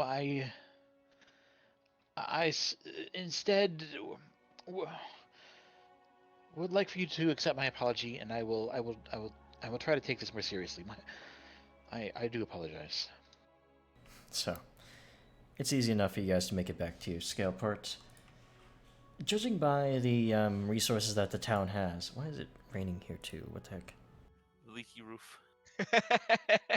Yeah, I need to turn that What automation part of it's off. leaking? Oh, the entire thing? Ooh. But yeah, with you guys arriving here, you do have. Oh, that's what happened with the arm. Your arm has double the tokens. There we go. Arriving back at your keep, you realize that your town doesn't have a lot of resources at this point because of the town's level, and not having a general store. You're capped at 1 level for like the items that you can buy here. Level 1, rather. Well, we could either just get titled to Oleg or spend a month trying to improve our facilities. We could probably make it to Oleg's and back quickly. We have a crafter too. Parent is able to do these things. Oh, you can move runes. I was going to repair the weapon. I wasn't going to move the runes. Oh, you can repair the weapon. Maybe? I mean, I Yeah. imagine. Absolutely. Since it is, I think there's a macro for repairing items. Pull that sword into your inventory, and I believe since it is a level 2 item, the DC will be standard DC 15. So roll your crafting check first. Let's see that. 1 second. Mhm. Let's see if I can find this macro. Is it just like repair or something? Repair, yeah, I think. Hey, but there's something I've been wondering. Oh, what are you wondering? Is it Shellin that compels you to forgive people like the werewolf? Or is it your forgiving nature that led you to follow Shellin? I was always considered a bit of a naive idealist as a child. An idealist as well as one who, unfortunately, was not exactly the most dutiful. I had a tendency to, whenever I was out of my studies, to carouse in the taverns and pursue creative pursuits. My father was a little disappointed by that, but it was artists and other folks that I used to hang out with that led me to the Temple of Shellin, where honestly I believe it was my own personality traits and my love for art that led me there. So I think a part of me was already like that. This simply just encouraged me to nurture that part of myself. I see. So the divine is what nurtures us to the things we want to be. It's not necessarily the only thing, but it's certainly what worked for me. My father was certainly pleased with the results. My mother, too. I am quite surprised to hear that you carouse in taverns. I hadn't taken you for the type to pick up partners like so. Carousing in terms of drinking and partying and dancing. I was never I- quite as good a dancer as my mother. I admittedly never took you for the type to be able to hold your alcohol. Is that right? Well, I suppose I have a thing or two to teach you at some point. And Parent walks back in, sort of sword in his jaws, all repaired. Oh my goodness. That was quick. That's nice. That's day impressive later. considering you don't have any thumbs to work this with. Never question my ways. Giraffe, take this. Oh, thank you.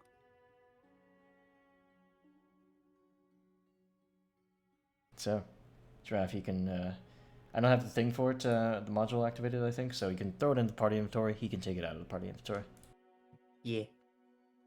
But with that, yeah, you have the cold iron weapon in hand. You also have that cold iron hatchet running around in your inventory somewhere. Yeah, it's in my inventory, sort of my sidearm. Surely dry after a week of Constitution, right? Right? Might be. I mean, considering most of the other druidic things we fought, I have my doubts. Oh, I can hold it in one hand? Yes. It's Helpful. it's a bastard sword, so it has the trait for two-hand D12. So if you wanted to, you can always use one action to put it in both hands and do D12s of damage. It's so tragic that Nice. the sword's father never wanted it. This is nice. Actually, it's a sword created out of wedlock. What you're thinking of is an orphan sword. What I So- can do is I can wield it with the shield and... Wait, no, it's not agile, so a double slice would be bad. Well, it would work, but still. As long as one of the weapons is agile, it's good. The shield, yeah, isn't.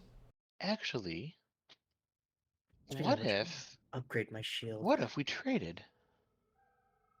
Oh, If we enhance this cold iron hatchet that I carry with me, bring it up to speed with the rest of our weaponry, it would probably suit your hands very well.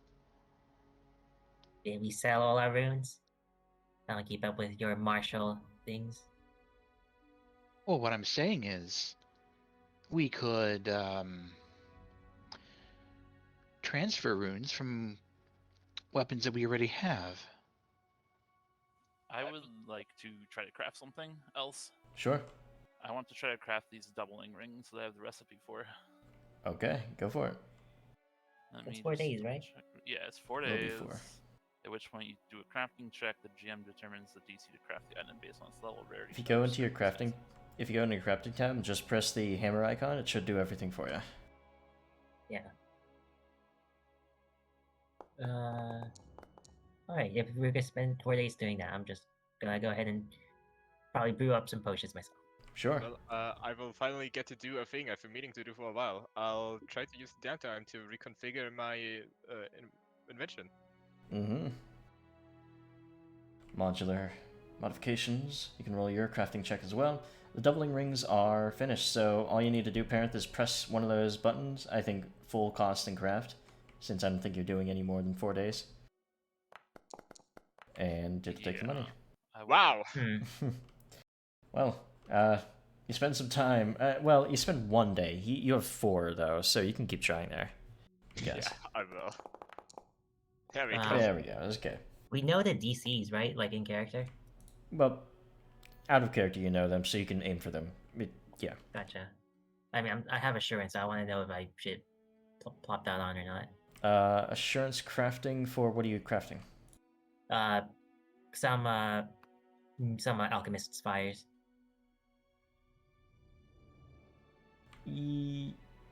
Would it actually work? Do you know what The level DC for a level 3 item is 18. Yeah. Well, standard level. So that's so my assurance is just enough for it. Yeah, it is. So yeah. It's not like, oh, you can't use assurance because you don't know if it will. Yeah, no, of course not. Yeah, gotcha. All right. Oh, I'm so happy. So with this ring, we can move these runes around a bit to give them to the people that might need runes. Doubling reigns. Yep, they copy fundamental runes, so plus Yeah, 1 so in not- striking. Not anything like the flaming, but No. that's okay.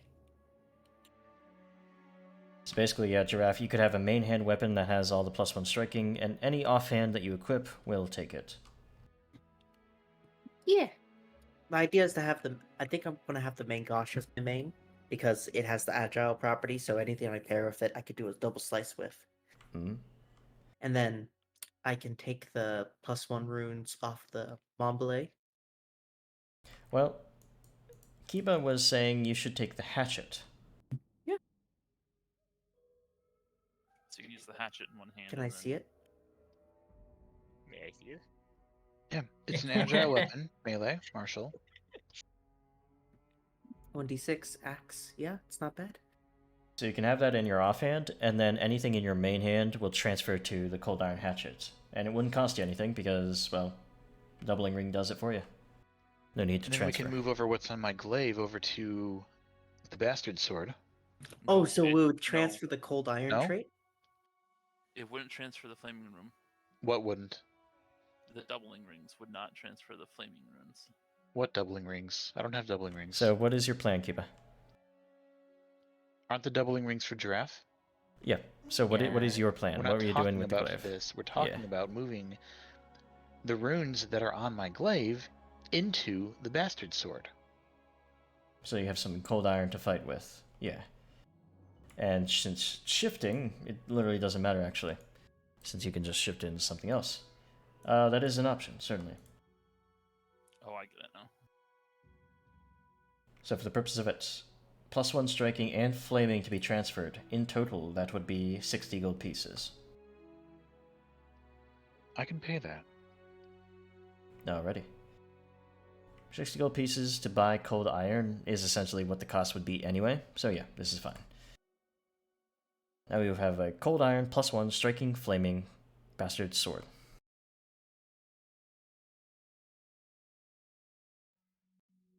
With that in mind, Yarm, you seem to be over encumbered. Yep. Just emptying out some of the poisons that I have on hand. Yeah. Usually after I apply my poisons, I'm not encumbered anymore. Otherwise, move your tokens out of the room here once you guys are prepared to go. So you've done some crafting over the few days here. You've came prepared for this campaign, in fact, because otherwise it's difficult to get things done without crafting. Okay, yeah, I like the sound of the hatchet. So if would the doubling rings copy the cold iron trait? They don't. They only Oh, copy the okay, that's +1 what I in the thought. striking. But it still gives you an option in combats where you want to trigger cold iron weakness. Won't do both your weapons, but it'll do enough for, you know, having a mumble in one hand and a hatchet in the other. Yeah, I would like the hatchet then. Yeah, throw it into the party inventory. Anything it's transferring over. Kiba? What did the bastard sword already have on it? It already had a Just +1. Plus It was a one. +1, so I need to move striking and flaming. Yes, all you need to do is go to the Cold Iron Bastard Sword, which I'm putting into your inventory. And I'm putting the Cold Iron Hatchet into the party inventory as well, so Giraffe can take it. And for the Cold Iron Bastard Sword, I'm just going to go into the details and add Striking and Flaming, as long as you pay the 60 GP. Yep, I deducted 60 already. Alrighty, so the Flaming, Striking on the glaive go away, still has a +1 on it. The old glaive is still there. Cold Iron Bastard Sword, why didn't it take the traits there? Oh, it's because it's sort of manual, so I'm going to do Striking Flaming Cold Iron Bastard Sword. In a way, the Bastard Sword that you acquired is back to its full form, because it was a +1 Flaming Cold Iron Bastard Sword anyway. But, regardless. I would like to recall knowledge about anything I might know about, say, dryads. I'll just go ahead and do nature for that. What would you like to know about them? Any special abilities? So, as for special abilities, you first realize that dryads are the Fey guardians of the trees, and they generally have a connection to a particular tree. That particular tree makes them dependent upon it. If she's taken away from it in distance, she has trouble. But being close to it means that she'll fight to the death to defend it using spells. So she's a spellcaster. Gotcha. Alright, you're almost gonna be applying Grapefruit from now on for a bit. To weapons. So, Giraffe Kiba, you good to go? Yeah, just editing some sheets of notes. Sure.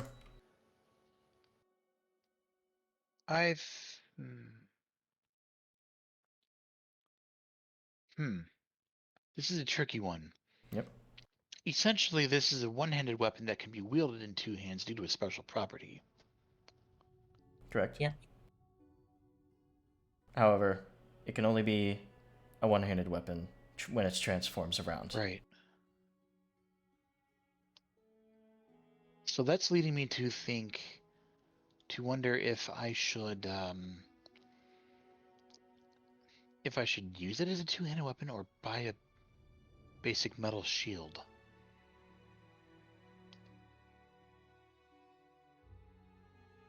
Certainly, buying a shield will fill up the hand, and it's free action to drop it whenever you want to go to Indeed. two-handed. I think I'm going to do that. I want to look for a metal shield. Yeah, Since simple, they're level 0, am I able to find them around here? easy. You go buy one from one of the peddlers that sort of comes into town here. Otherwise, yeah, all set to go. I'll have to upgrade my shield again later with better modifications. I like how you specify metal shield to like make sure that people know you're not a druid. They have higher stats. Yeah. But with that, you acquiring the shield Fine keeper. shield.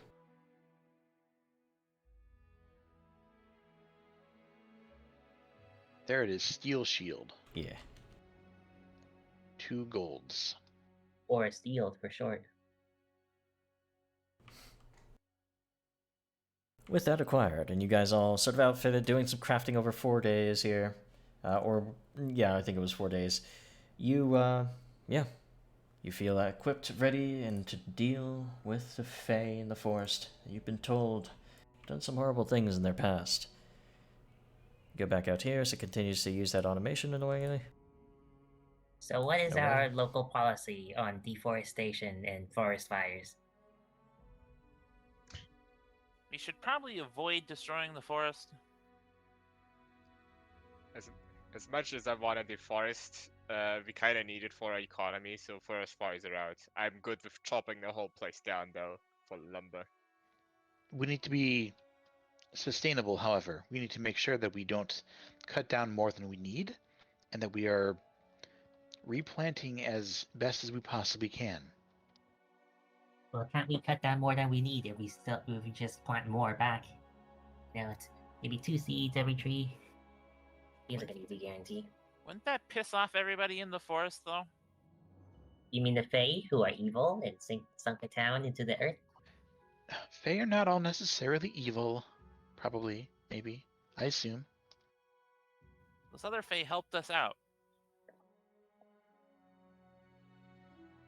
We also Well, tried they're to in a keep different it away. forest. So, do you guys proceed towards that location? That grove that you were told of to the Let's west? do it. Alright. So, since you guys know that there's a river here, you probably take boats a good amount of the way up river here. It's pretty easy going. And the rest of the way, well, that'll be the end of the day here, so I'll say you can arrive during this daytime here. It's close enough to your capital, really. Into the evening hours, as you guys arrive through what would be a smaller sort of stream going up. You were looking for a pond, so of course it would be connected some way. And once you do break through a bit of a tree line here, you do see a pretty large pond. You can see on the other end of it, very stark in contrast to the rest of the trees around it, on this little peninsula on its own, a tree with stark red leaves, with a green backdrop of other trees around it.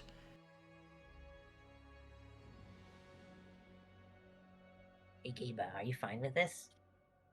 You're big on forgiving. So are you going to mete out justice for the crime of what these Fae did? It's something that I'm currently struggling with. Doing this will help us help somebody.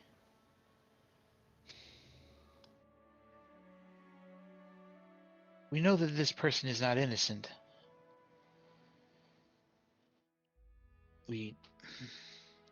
Neither is our werewolf friend. But the difference is this Fae willingly chose to kill all those people. He did indeed. What is the nature of a Fae? Are they able to be swayed? They seem like children to me. Well, she did warn us about how they trick people, so They'll probably do anything to make you doubt what you're choosing to do. Parent, Like I already am.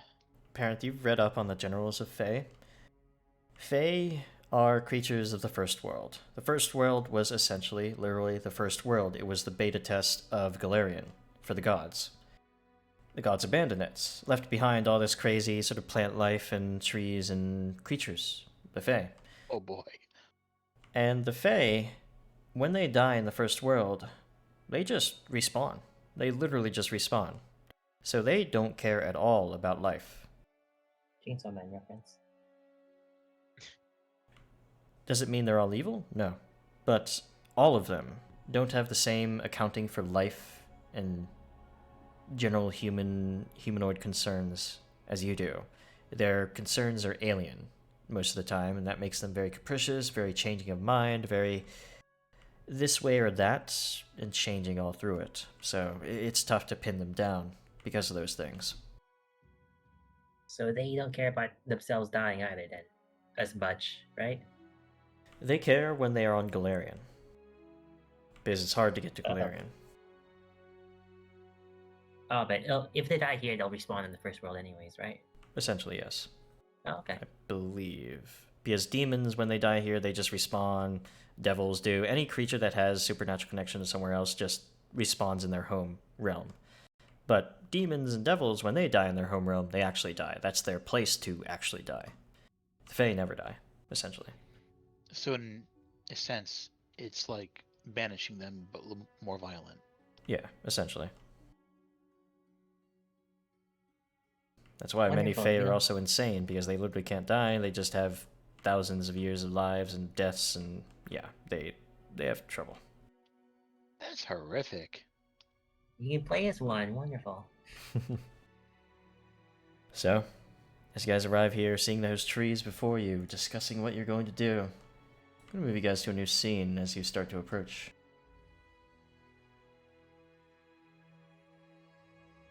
It's going to make me turn off Does this volume. parents share this with the Yes, class? he Yeah. shares any information that he will get with everybody. Oh, yeah. Okay. Yeah, that's my assumption. Anytime anybody gets information, it's always being shared. Unless they specifically what? say, I'm not sharing this. Oh, well, that's a shame. Looks like I can't pick Gabe on his for his religious beliefs with this. It's a bit too easy. So as you guys arrive here, the strangest thing is, the first thing you hear is crying. Oh, woe are we. Won't anybody come along and help us? You see a Fae dryad sort of kneeling against the water. You see quite clearly her teardrops reflected upon it as they drop into it. Won't anybody help? This may be an opportunity to gather information. It could be the other way around too. Be careful. Indeed, remain on guard. So, how do you guys approach?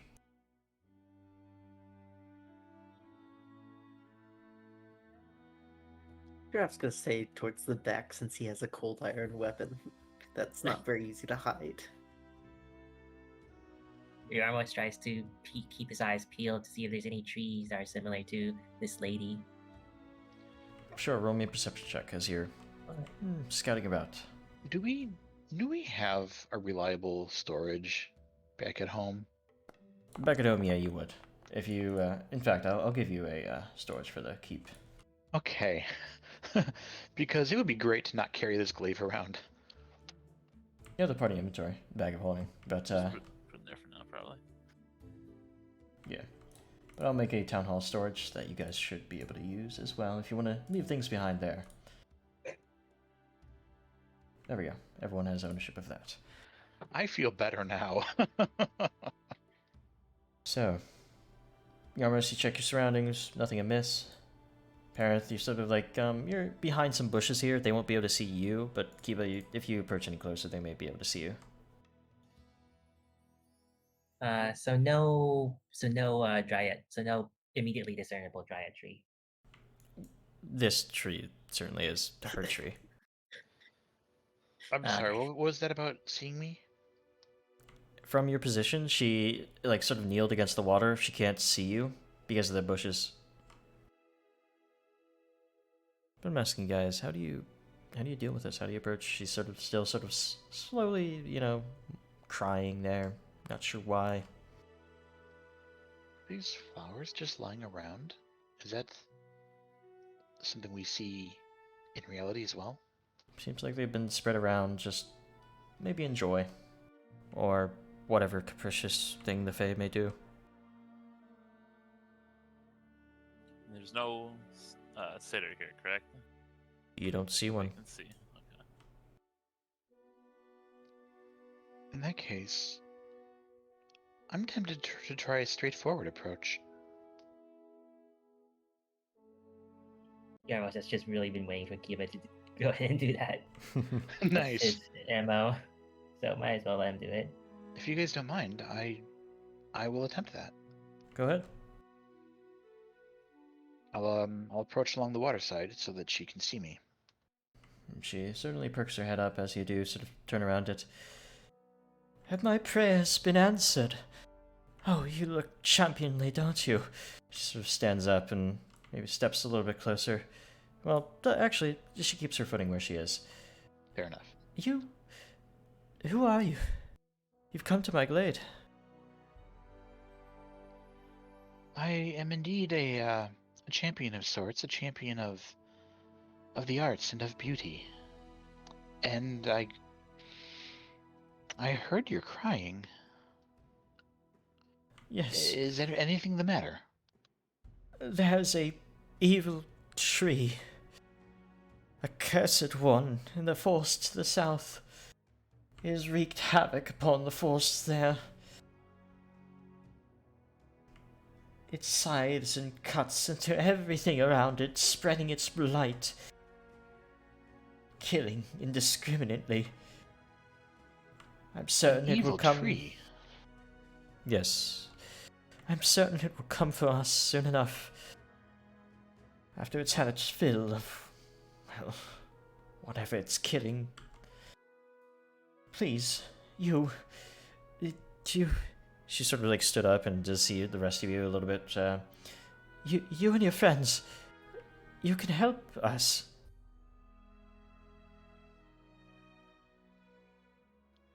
I certainly feel like I cannot ignore such a thing. You're right, you can't. I have rewards to give. I must have it destroyed. A hero is like yourself certainly will, I hope.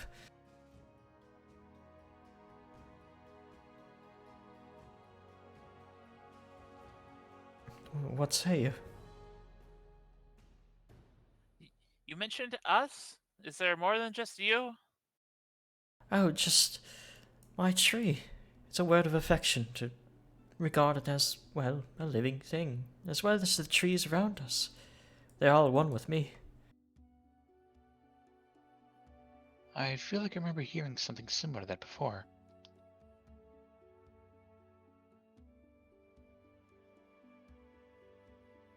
What's everyone thinking?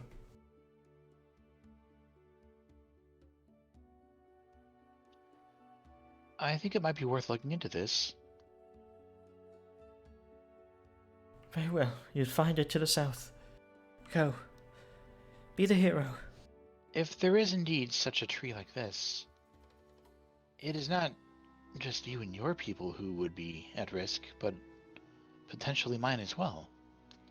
Yours as well. From whence do you hail? Just outside the woods. Just outside of the woods. Your people. Are there many more? There are a number of us. A number. Not sure what that tells me, but regardless, it shouldn't matter. The evil tree, it may find you foe as well. Find your denizens as well. Soon enough. Indeed, the thought had crossed my mind.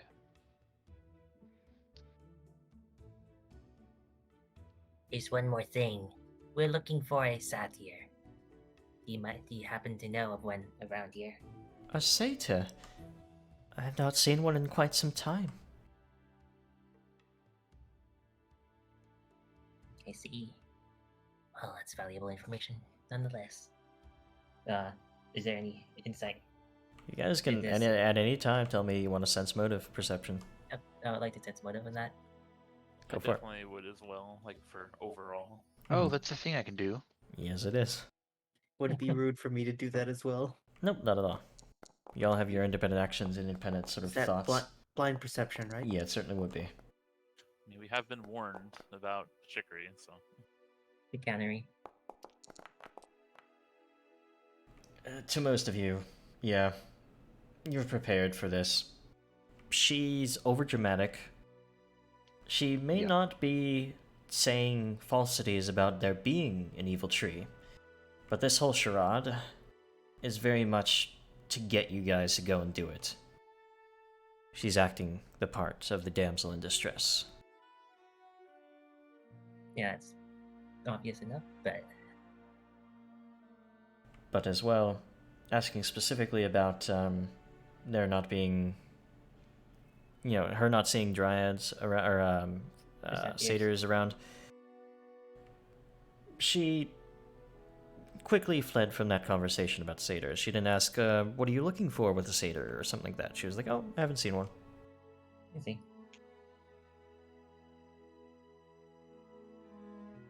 So this tree, this evil tree, what do you know about it then? Oh, it's a horrible thing. I don't know whence it came or why, but it's horrible. That's enough for me to be fearful of it.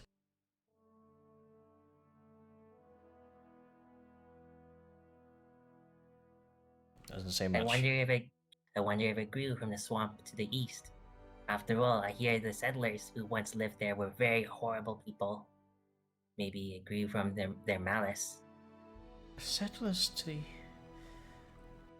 The town that once don't stood know on a swamp. what you're talking of them? about.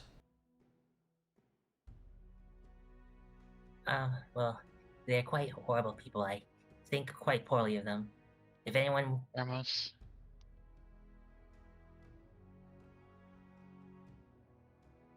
Kiva. just gave up.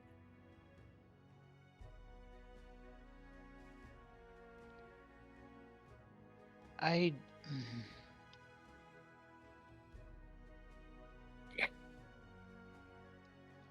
think you should probably not push that too hard right now. Leave it to you, then, eh? It's not quite what I meant. Wait, what? Fine. What do you know about those people?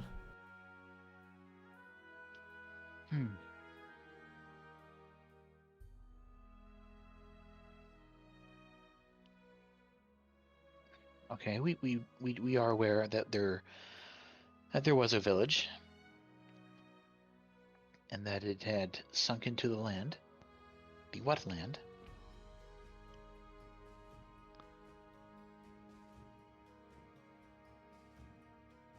I see. Well, that's not important now. I strongly suggest that you bring your friends and kill that creature. A tree. Romeo will save Kiva. Uh-oh. Boop-de-doop-de-doo.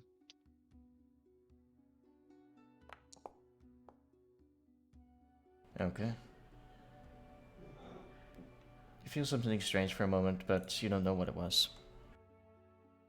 Feels normal again. I wish to assure you that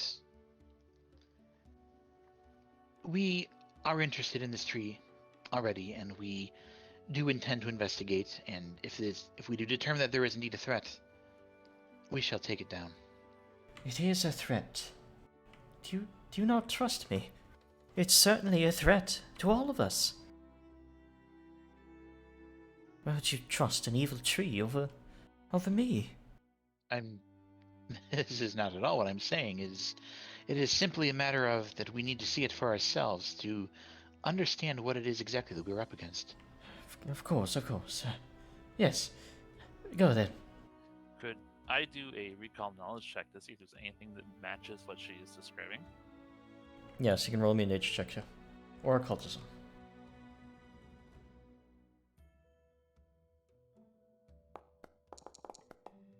From your recollection, you've heard stories, but you can't be quite sure what it is. But there may be some truth to it. Evil trees, yeah, there's stories of those. Alright. Well, we'll let you know if we take care of it. Yes, of course. Go back to tending the gardens here. I want to cast Detect Magic. Okay, that is a spell that has somatic and verbal components. They will know.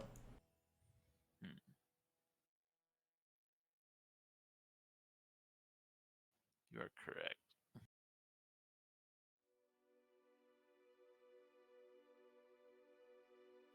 I will hold off on that for now. Okay. Hopefully we got some enough useful information out of that to get somewhat of an idea of what could be going on. Should stop trying to be deceptive. The Yarmouth is terrible at that.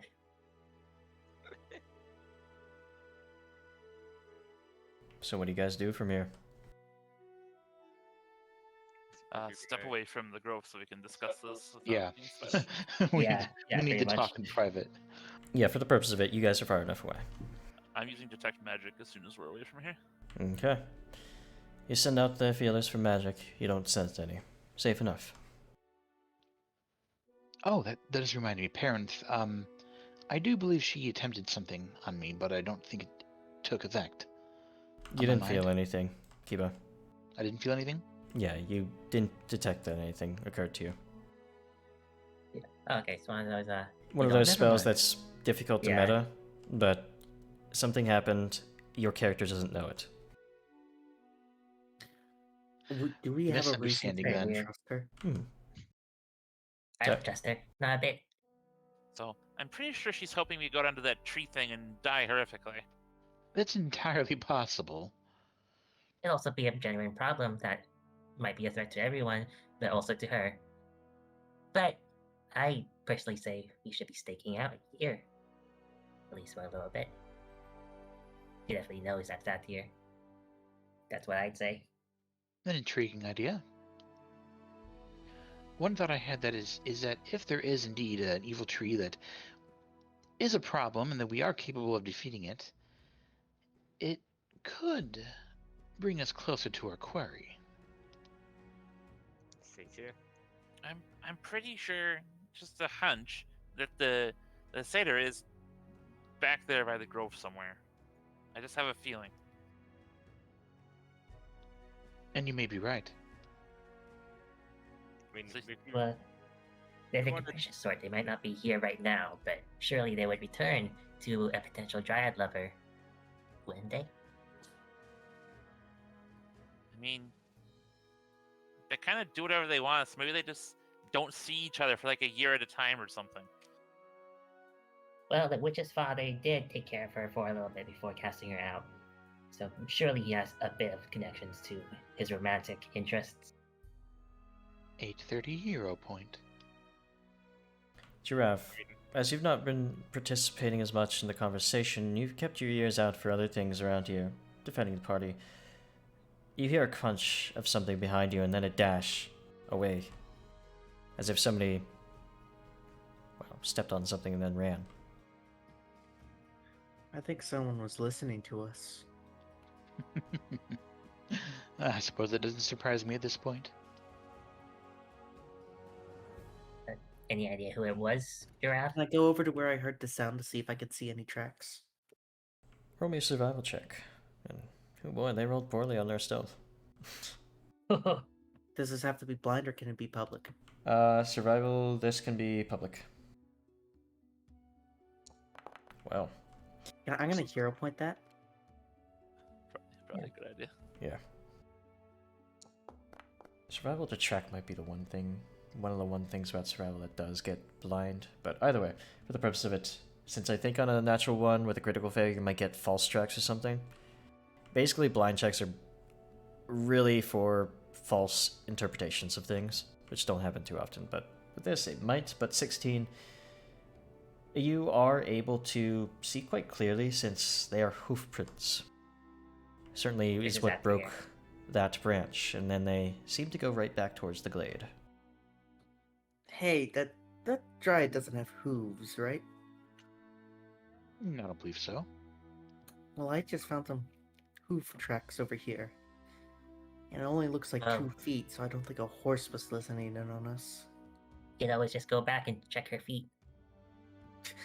Yeah, Well, I let's was walk standing up right to the near nice her. lady and ask her to show us her feet. Yeah, that'll go over well. She You was can right ask for in front of pictures me. instead. She did not have hooves. She had just regular sort of branchy feet. So now we have confirmation that he was indeed there.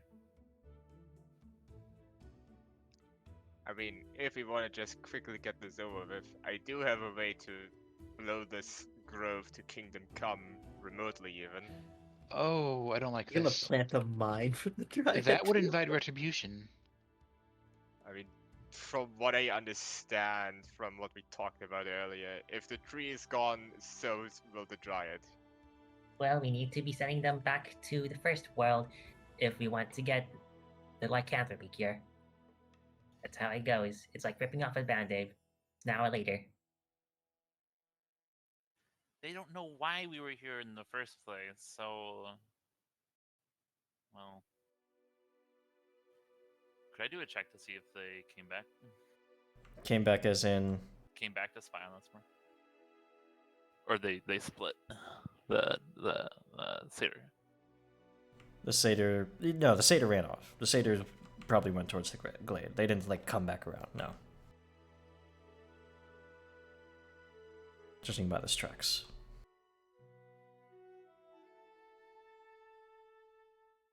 So? Alternatively, we can just go kill 2 birds with 1 stone, take care of the evil tree, collect whatever reward she might give us, and then give her sweet retribution or something. We could beat the evil tree here, maybe.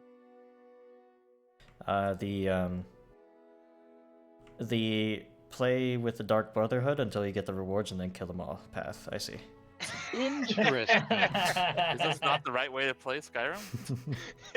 Get the rewards, then kill them. What? She didn't really give us really good directions towards this tree. To the south. She, Look, I we have a mean, reason to help her. Other than the rewards. The fact that if such a thing does exist, this is not that far from our city. And we will need to Deal with it. deal with it at some point if this is an actual threat. I think we are all in agreement that we will be dealing with all of these things. It's just a matter of which first. Well, they know that we know that they're lying. So maybe they will be more generous knowing that we still tried to help them despite knowing they were lying. That's my thinking as well. If nothing else, it will also serve as a show of force to show that we're not to be trifled with. I feel like showing softness to the backstabber is just gonna end with us getting backstabbed. Oh, yeah. Why jump through all these hoops? Let's just get it over with and stab him in the back now. A show of force is kind of pointless if we were going to kill them anyways, isn't it? Yeah. What if there's another way? Ask the witch if she's fine with that. I'm sure that she knows how the Fae work. So even if we kill the guy, he's gonna be gone either way. Kiba, I also want to remind you that they literally wiped out the town. They did. Ours could be next. so, will it be the tree, the evil tree first? Or will you go back to the glade now? You can even put it to a vote. 1 for evil tree, 2 for glade.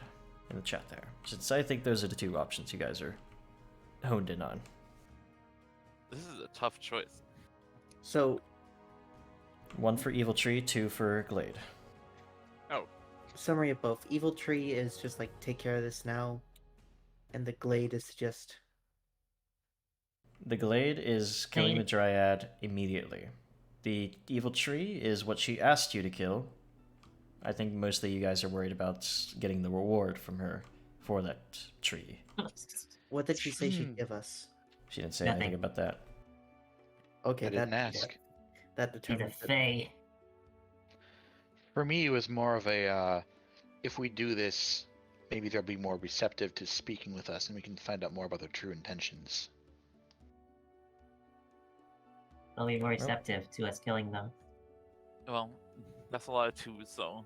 Think it's That's the the Evil Tree majority. first? No, number 2 is the Dryad Grove. Yeah, actually, that's true. So, for the purpose of it, I think, well, if you guys run things democratically, you all head back here, agreeing to the choice. And, yeah. people, I would like to introduce, or rather announce our arrival to these people, if I may. Mhm. I set the tree on fire. If I get the opportunity to, I will do some very, very big shenanigans. I have 2 items. I have this neat wind-up card, and I have a mine that triggers on pressure. God damn, okay. Wow. You created a If drone. possible, would I be able to attach the mine to the front of the card and send it forwards? Since it can carry up to 4 bulk of items, I don't see any mechanical reason it can't. How are you gonna trigger it? It's gonna bump into the tree. Oh, that kind of pressure. Gotcha. Yeah, as a terrorist. So, as you fold out this small wind-up cart, it could only carry maybe 2 of you at once. You sort of keep winding it, and well, you look. First, I'm going to ask you to roll me a crafting check to line up a good alleyway to just have it go straight to this red tree here. Oh boy, birdie. Oh boy. Easy enough. Okay, I set the DC actually pretty high because a lot of trees, a lot of branches, but you find a pretty good way for this cart to move. Put in chat for me as well the mine's effects. I did, I believe. Oh, okay, yeah, never mind. Sorry. So, for the purpose of it, it's 5-foot emanation and it bumps into the tree. I'll roll 1d6 on a 1. Teresi is close enough by.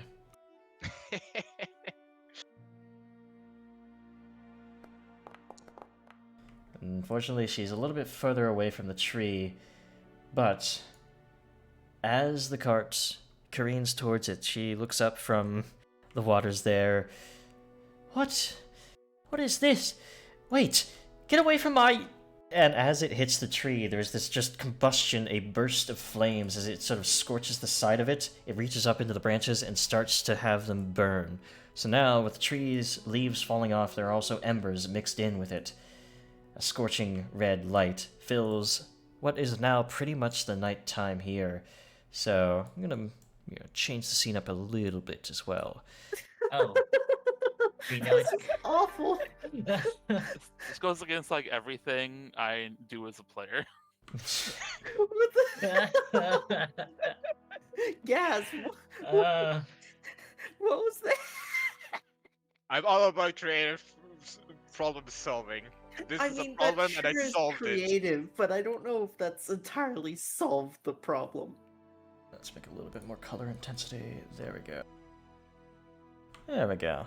Now we got burning embers and lights from the tree starting to go up. My tree! Does anybody else follow suit? As you also see a figure rushing into the glade here, a satyr, sort of bow in hand. What the hell? Terrasia! What do you guys do? Alright. Yeah, which is definitely on team rushing in. But not first, of course. He's just a little alchemist. So for the purpose of it, move your tokens up like one little space here, sort of getting into the firelight bit there if you are going to be up front. you can stand a little bit back from that as well. But I think as they turn their gaze over towards where it came from, they see you guys rushing in, the flames and embers burning here. They destroyed my tree! You're evil villains! And the other satyr just immediately raises his bow. Why did you do this? Why? I need initiatives. Oops. Just to point out that this is something that Kibo warned that he would be absolutely against you doing. Burning the trees. Well, let's hope that the combat's over quick enough so you can douse it. So, with that being said, no takes backsies. We go first to Parent, who is sort of like fluttering in on his wings, sort of giving him a little bit of lift as he lands here. What do you do to start things off, Parent? Wasn't really expecting to go first. I'm gonna delay my turn. Alright. Parent, or Giraffe rather, what do you do? Well, this is cool, yeah. I mean, I don't want to burn down the forest, but I'm gonna go for the satyr. Stride and double slice. Okay. Not quite Currently as... wielding the hatchet and the mangosh. Alrighty. I don't have the hatchet on my bar.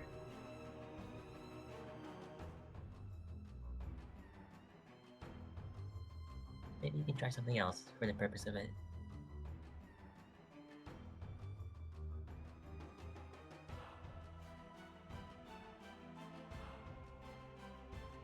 Go for it. I copied the wrong thing. One moment. What do you mean copy the wrong thing?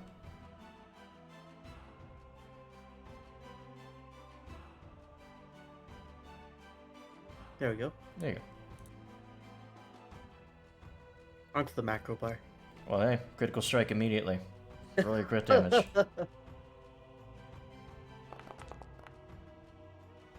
Well, what? Cold iron! They came here to kill us! Grave Root's on there. Yeah, I'll roll his fortitude. And they... Fortitude is their lowest save.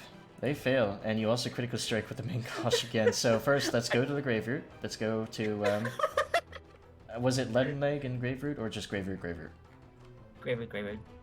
Alright, so he takes some poison damage. He takes max damage from that, 10 more. What was the witch's name? The old Beldame.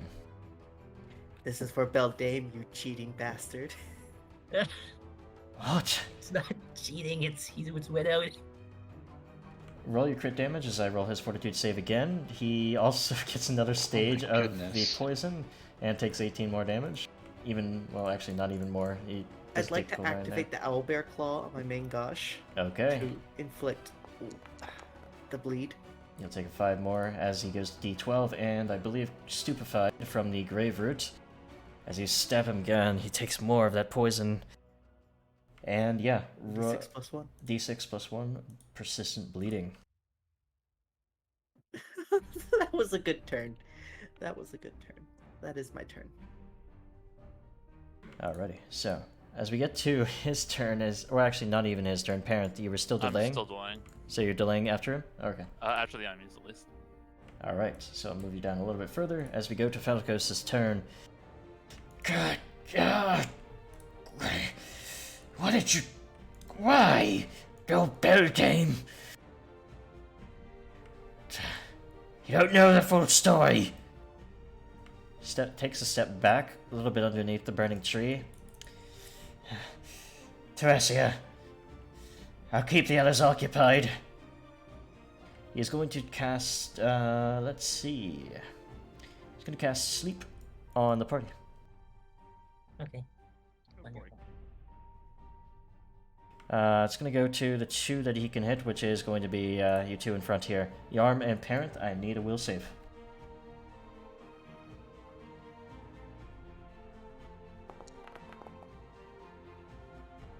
A failure from Parent. As the sleeping dust sort of skitters over you, you fall unconscious. So, down to the floor you go. you are a little bit drowsy, Yarm, but otherwise doesn't affect you. You're able to push through. So, that'll be his turn as we go to Teresia. I knew they were evil. I knew it. My tree. You know that tree that I asked you to destroy? It was my former tree. And the witch cursed it. In her hatred. She is going to try to cast another spell here. Sends out entangling roots upon the party here. I need a big reflex save from everyone now. Except for Giraffe here. Actually, she could maybe get Giraffe. She's going to try to... Yes. Get it right there. So, Giraffe as well. Roll a reflex saves for this. As these roots rip up from the ground. Them seeming to sort of like have these burn marks on them. Coming from the tree itself. Alright, so, Parent... Every roll. Okay. Parent, unfortunately, because you're unconscious, you can't avoid it. It's -4. Kiva, that's a big failure for you. Otherwise, everyone else is just fine. Let's see. Each round of creatures. Okay. So, at the start of its turn in the area. Sorry, this is an immediate effect. I should have read that first. For the purpose of it, that'll allow you guys to mulligan that. So give yourself that hero point back, Gaz. We do it at the start of your turns. Because I can't really say, like, you will wait until your turn to apply the effect, because that changes things. But, entangling roots all around, making it really tough for you to get to them. As her third action, she will... doesn't have much to do, so she's just going to shout in... And she doesn't have anger, so... Mushes back. She rushes back. So, Parenth, we go to you. Unconscious. We go to your return. Wait, but delay, you need to use a reaction to re-enter the initiative, right? And you can't use reactions while you're unconscious. So, for the purpose of it, if you go unconscious while you're delaying, it does... Like, you can't delay to sort of avoid effects, right? So, I do believe, since he is being... since he's delaying and he falls asleep. Give me a second here to think about that.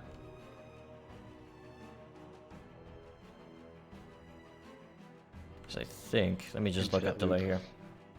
Wait for the right moment to act. The rest of your turn doesn't happen. Instead, you're removed from the initiative. You can return the initiative reaction triggered by the end of any other creature's turn. Permanent changes your initiative. You can't use reactions as danger.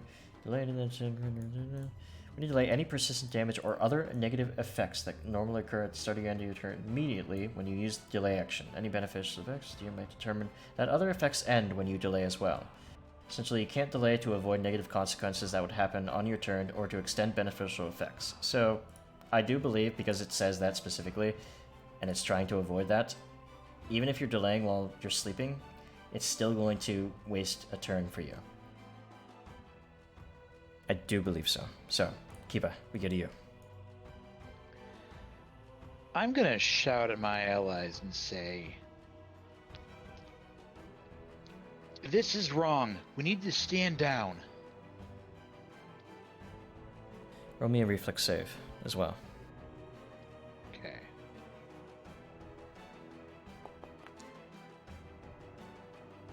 $19. Still does fail. You are immobilized by the roots there.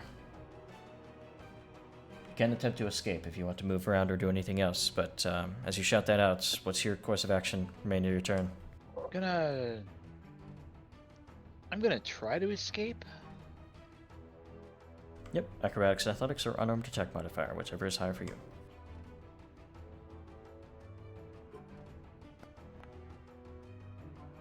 Aren't able to escape this time. In fact, 9 against the effect means a critical failure. You cannot attempt to escape further into your turn. So, you're stuck there, at least immobile. Yeah, that's probably fine for now. So nothing else? Just letting you go?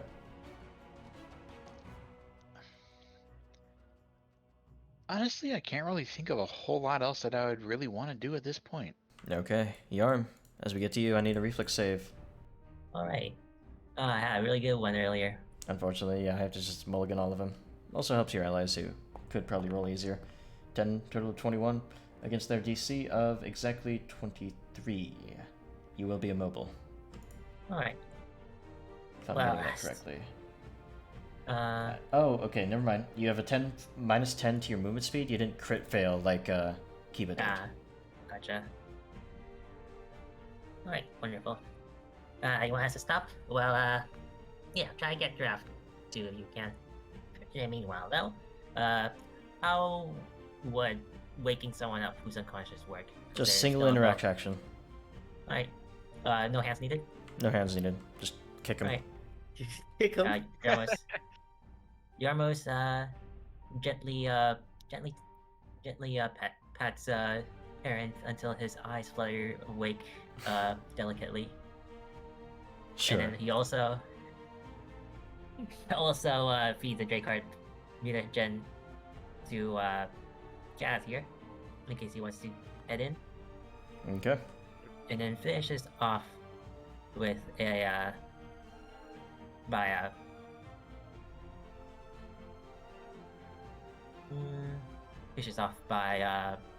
I suppose volleying a stun bomb into that hand for future use at the first time. Okay. Gaz, we go to you.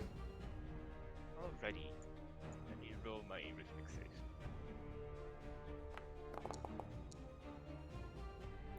That's a failure, not a critical one, so you're at minus 10 movement speed. That's good enough, I'm pretty sure. That's absolutely good enough. Because I do not care for movement. I use explosive leap. Okay. Sort of being torn down by the roots, you just burn into them with a thruster and push yourself over towards Teresia with a explosive leap across the place. Through the fire and flames. Gaz lands with a grin. So, how do you enjoy this little welcome gift I gave you? You're a monster, just like the rest. All humanoids are. The only monster around here is you. And, with his new and improved weapon, Gaz goes for a grapple. Okay. The bucket wheel's replaced with mechanical claws instead.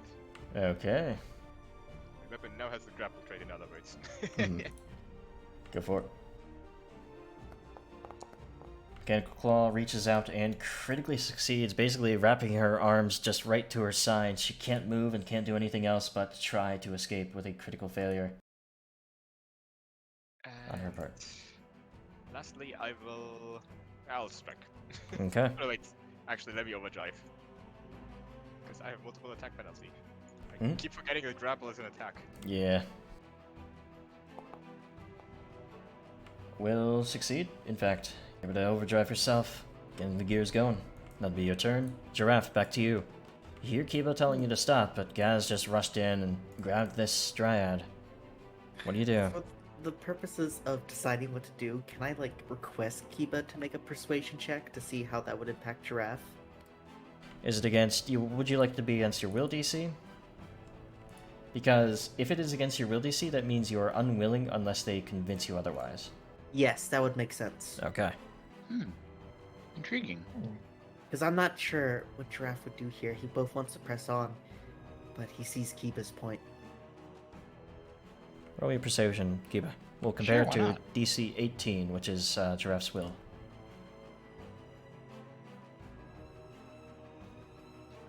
I'm so bad at recognizing the little icons on the sheet. Oh yeah. It probably would have made sense to talk to them first a bit, but that card bomb was too good. I can't not just let it happen. You're just so greedy for Alright, it. nobody I'm stopped not it. hero So. pointing this because I don't think that would be fair. Okay, so Giraffe, Alright. you're not convinced. Giraffe just doesn't trust him. Stride forward. He's gonna double slice again. Oh, and this is also on your turn when they would be having to roll their fortitude again. So Yep.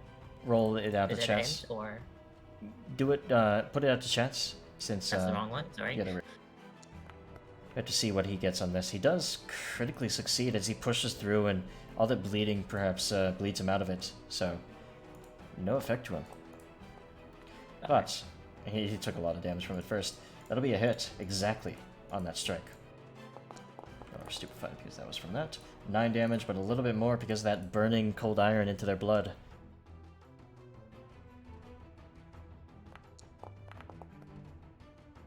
And just barely avoiding a crit on his part, so just a hit.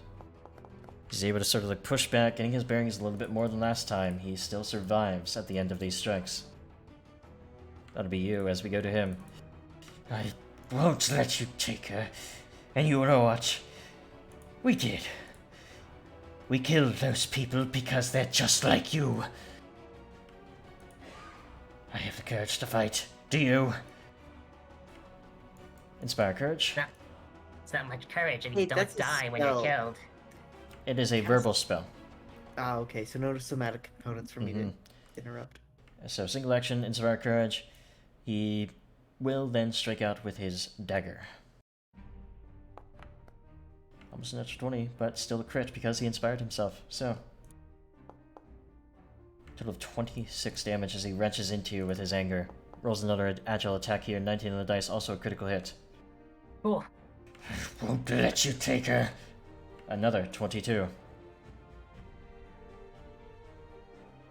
Inspired to great feats. Seeing Teresia in danger, he does bleed, even more though. Takes another 6, rolls recovery. Doesn't die from the bleed, however. Can't recover. Teresia, she has to try her acrobatics to escape from this effect. 18 against your athletics DC of 19. She's not able to escape. She has multiple attack penalty now on her escape actions, so a natural 20 will allow her to escape, however. And with a natural 20 on the escape, she also is able to move 5 feet, but she does not. Actually, no, she would, yeah. So, second action, she moves away. Which... We only did what we had to do to protect ourselves. Don't you understand? This realm isn't made for your kind. It's made for us. Stop trying to invade. But with that, she doesn't really have anything else to do. Yeah, she doesn't have any other effects she can really do, so she just ends her turn here. Trying to get away from you, a little bit of distance. Parenth, prone, waking up from your sleep, what do you do? That was a good little nap. How are you guys doing? Oh And my then- Mine's Burning on fire. tree, Sylvanas, next to Wait, you. No, do not. I'm using an action to stand up. Alright.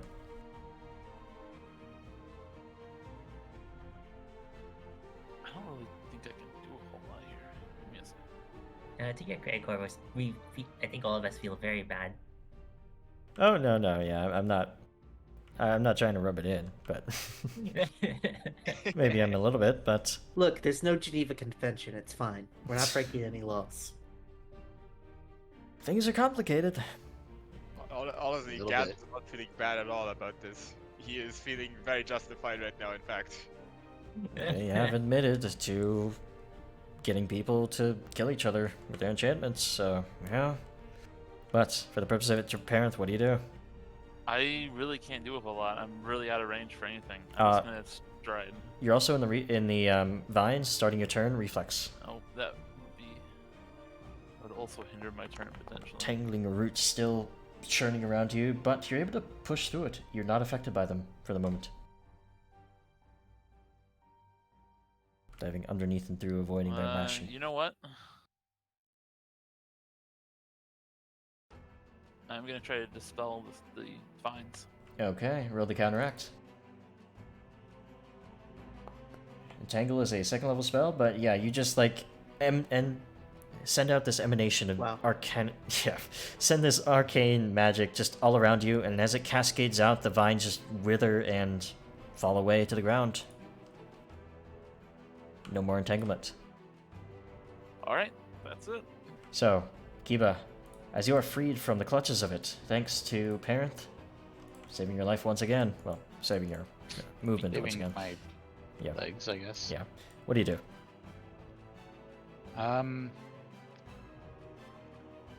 I go up to Giraffe and heal him, assuming I can get close enough. Let's find out. Sure. Yeah, I can. Rushing up to Giraffe. Going to heal him.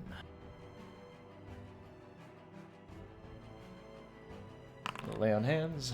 Well, 12 HP, and that spell effect lay on hands as well to increase his AC. Epic. So give yourself that 12. That's an entire turn. Yeah, you're gonna want to hit heal, not damage. You know, I didn't read. Yeah, That's on me.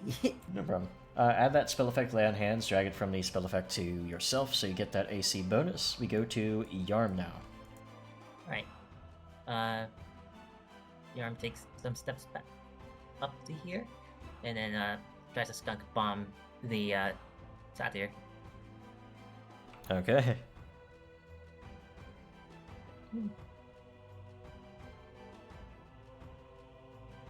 Sling it off. Let's see. Exactly 20 feet, so no penalties. I have bar lobber anyways, Oh, but okay, yeah. I still needed to move to get into 30 feet. Yep. And it is not giving me the strike. Wonderful. Let's see here for a moment. There we go. There we are. Yeah, I was lagging, I think. So, It was just lagging. 3 on the dice. Is going to miss, so it's going to splash for 2. Doesn't kill, but it may affect them with the effect, I think, right? Yep. With the effect of the the, thing I'll check. Right. Gosh, this one bomb. Yeah. I might be able to, like, change that as well, like I changed other things, but that is a success because they upgrade to critical with a splash of it. So, is that your turn? He still has one more action. Right. He's going to,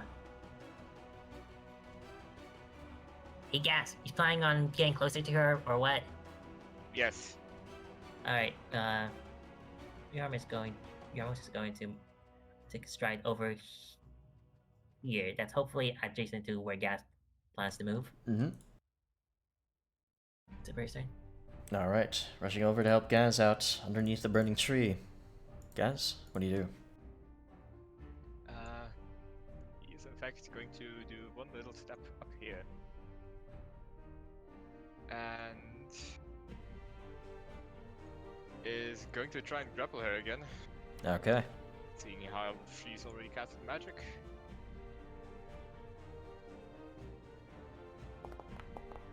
$13 on the dice will be a success, not critical, so she's grabbed, not restrained. That's good enough. I will be... I'll be using the next action to try and demoralize her. Sure. You're not moving anywhere. Well, she isn't. She's frightened as she sees the fire's reflection in your eyes. Yeah, this is Gaz to his extent. So, Are we the baddies? Yes, we are. not Parenth, Giraffe, we get to you.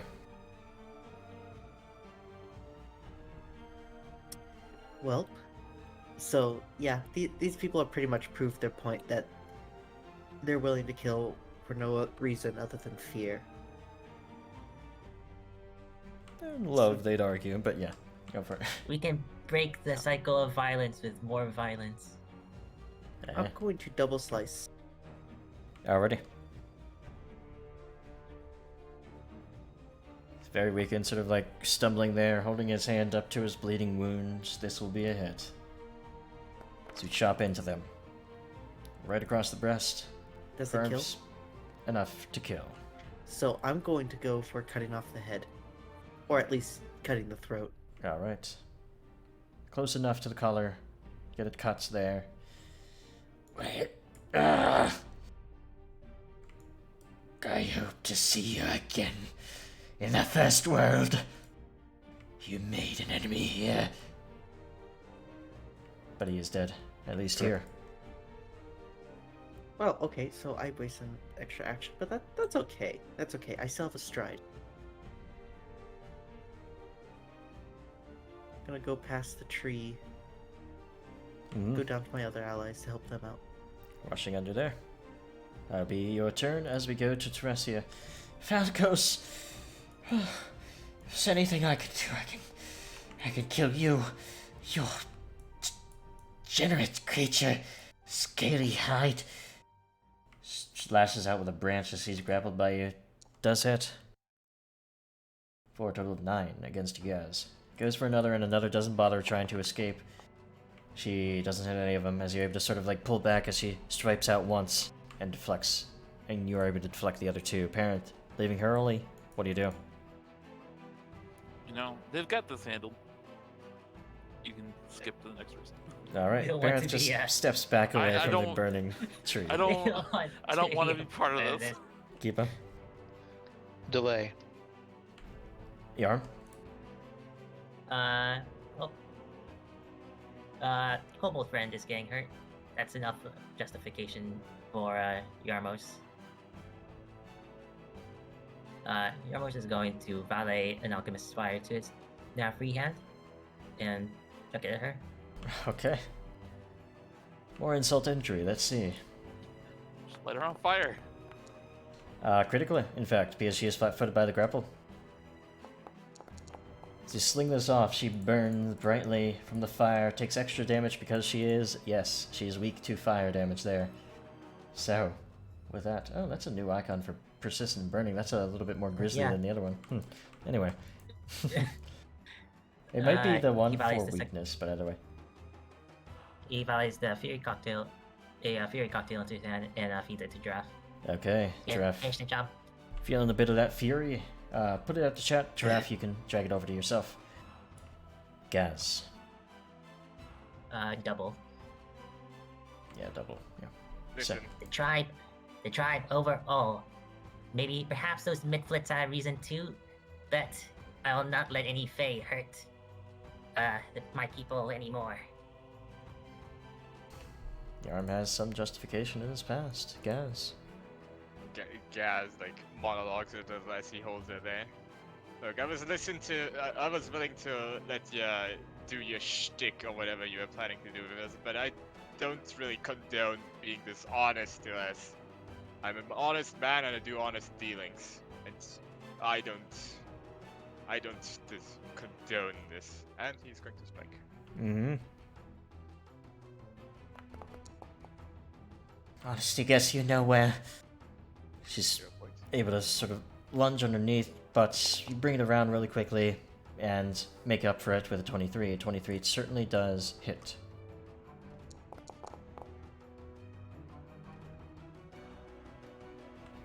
Strikes true. I need to use an action to sustain the grapple, correct? Yes, so you would use another athletics check to grapple again. And this will be at map as well. Yes.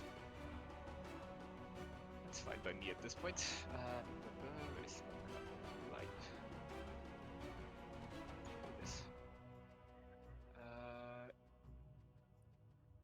Doesn't include MAP, so we'll have to add that manually. Manually, it will fail, unfortunately. She, at the end of your turn, will break free from the grapple.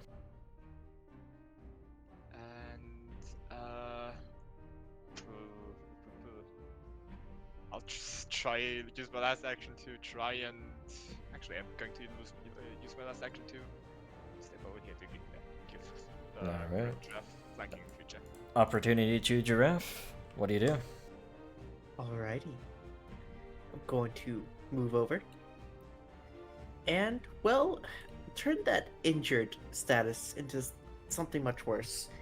Double slice. Okay. Flanked, frightened. She's gonna have a tough time here, especially with cold iron. 10 will be a hit. Strike in with a hatchet, dealing a good 15 up to 20 because of her weakness. Burns into her. And a main gosh will hit, just barely. But with all your bonuses, you do get it. Another strike, another hit of 11. She still survives.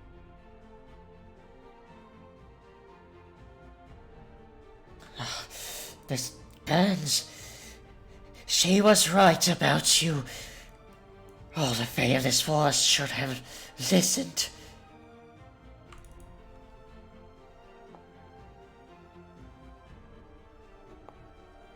Strikes out at Gaz, does hit once. Just keep striking at Gaz. She doesn't care really at this point. Wants to just kill at the very least. Will hit on the second time, dealing another, not great, 5 damage there. But rambling on about some woman. Parent delay. She also Sure. takes this damage of persistent fire, putting her very, very low. Kiba, same. I continue to lay. Yarn. Oh boy.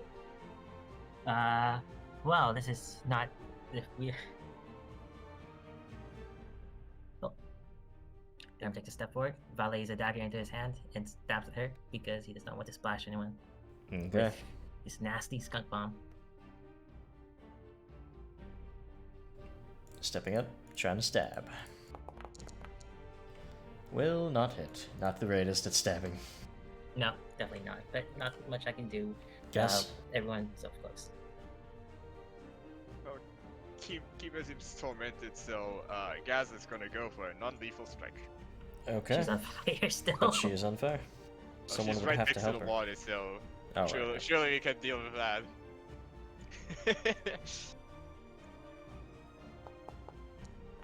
Well, that'll be a critical. Well, it won't be a critical because it's -2 on non-lethal, so yeah.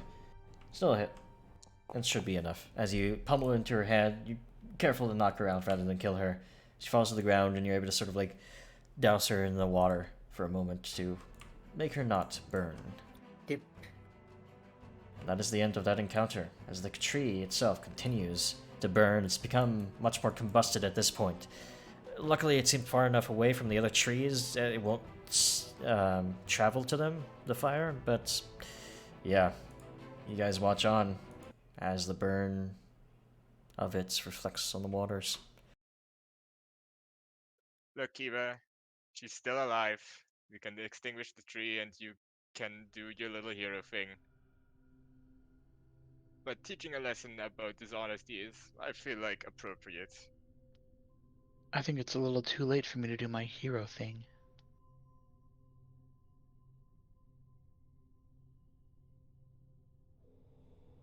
Anyway, Still, I'm going to focus on the fire. You have fun. Kiva sort of attempting to douse it, but don't have exactly the right tools. I don't have much. It's a very futile effort. Let's keep it Yeah. from spreading. It's a shame. Can I like cut it down so that it falls towards the river so the fire doesn't spread towards other trees? Sure, you have a hatchet. Nice. It'll be dangerous underneath it as it burns, perhaps some of the tree's branches falling on you. So roll me a reflex save as you are chopping into it ferociously here. You're able to I can avoid. try to help with this then. Sure, you keep it as well, reflex. I may not have a hatchet, but I have a hatchet. Mm-hmm. Now you do. Gaz is gonna try and Where's my reflex? This is hard. All my life I've been running. Now I can fight, and Kiba maybe we shouldn't have. gonna take a bit of damage as some of the branches Yeah. burn you as they fall. Total of 9. But otherwise, you push through. Giraffe, you both and Kiba are able to sort of like cut this tree and have its branches burning fall into the water and be doused, leaving it now chopped down, dead and burnt into ash in the water there, leaving you all in the night as well. That was a bit hasty.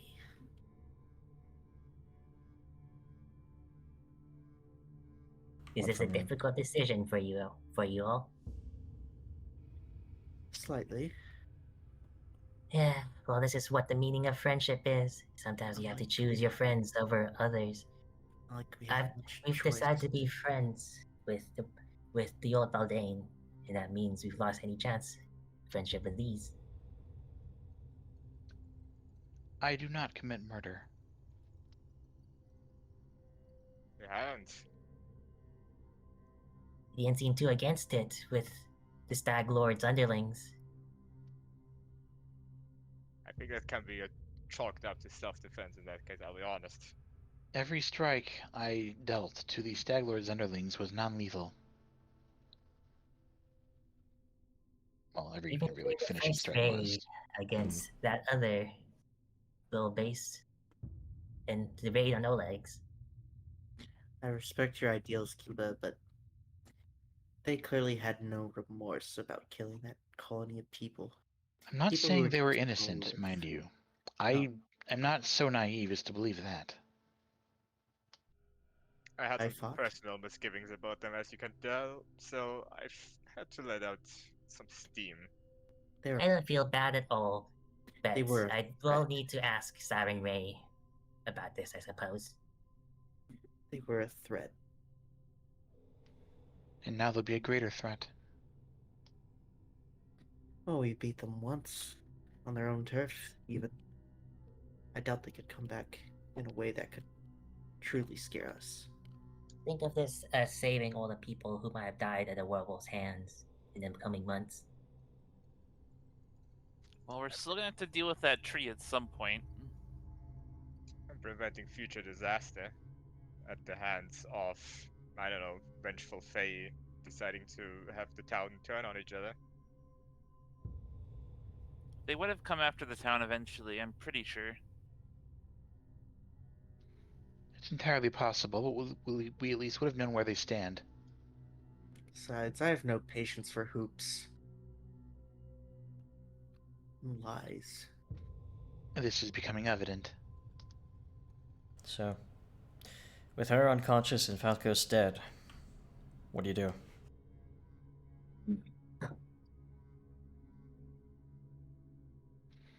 What is your plan with her anyway? Admittedly, I was feeling like leaving her to you, but I don't really have any business with her at this point, so I am perfectly content just leaving her alive. I would agree. It was, I think she after might. all, the satyr that we were sent to kill, not her. Indeed. No, they were She both will, however, responsible for it, communicate and this not. to others. The old Beldane told us it wasn't the satyr alone. It's the Fae as a collective that decided to destroy the town. It was some of the Fae, she said. Some. Some Fae are nice, like that little lizard thing and its friends. They were nice. My concern is that this act may be the catalyst that stokes the flames of war. Against the Fae. My people have been at war with them for generations on end. It'll be no different for me. Indeed, I suppose it's true. So where do you guys go from here? Can she survive without the tree? Since the tree was cut down? Well, funny thing about them.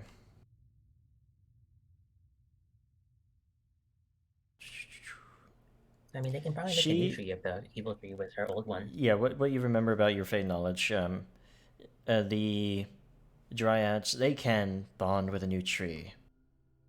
They are able to. Well, if we leave her alive, she's gonna tell everybody else, so...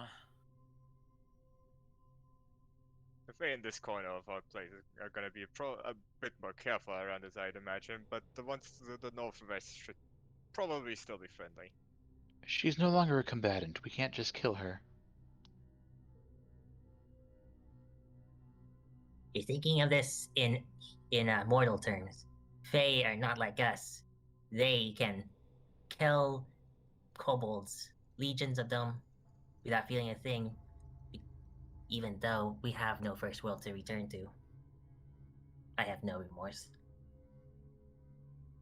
Kiba, why don't you come with me and we can get the campsite ready?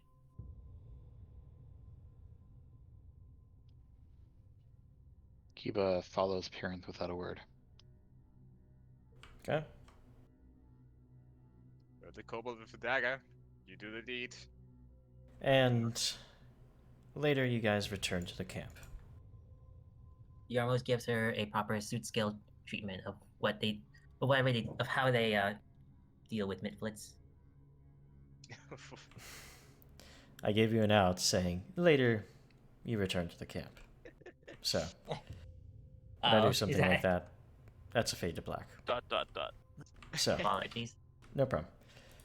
Either way, you guys did plenty evil tonight, so yeah, it's not much different. Yeah. Evil.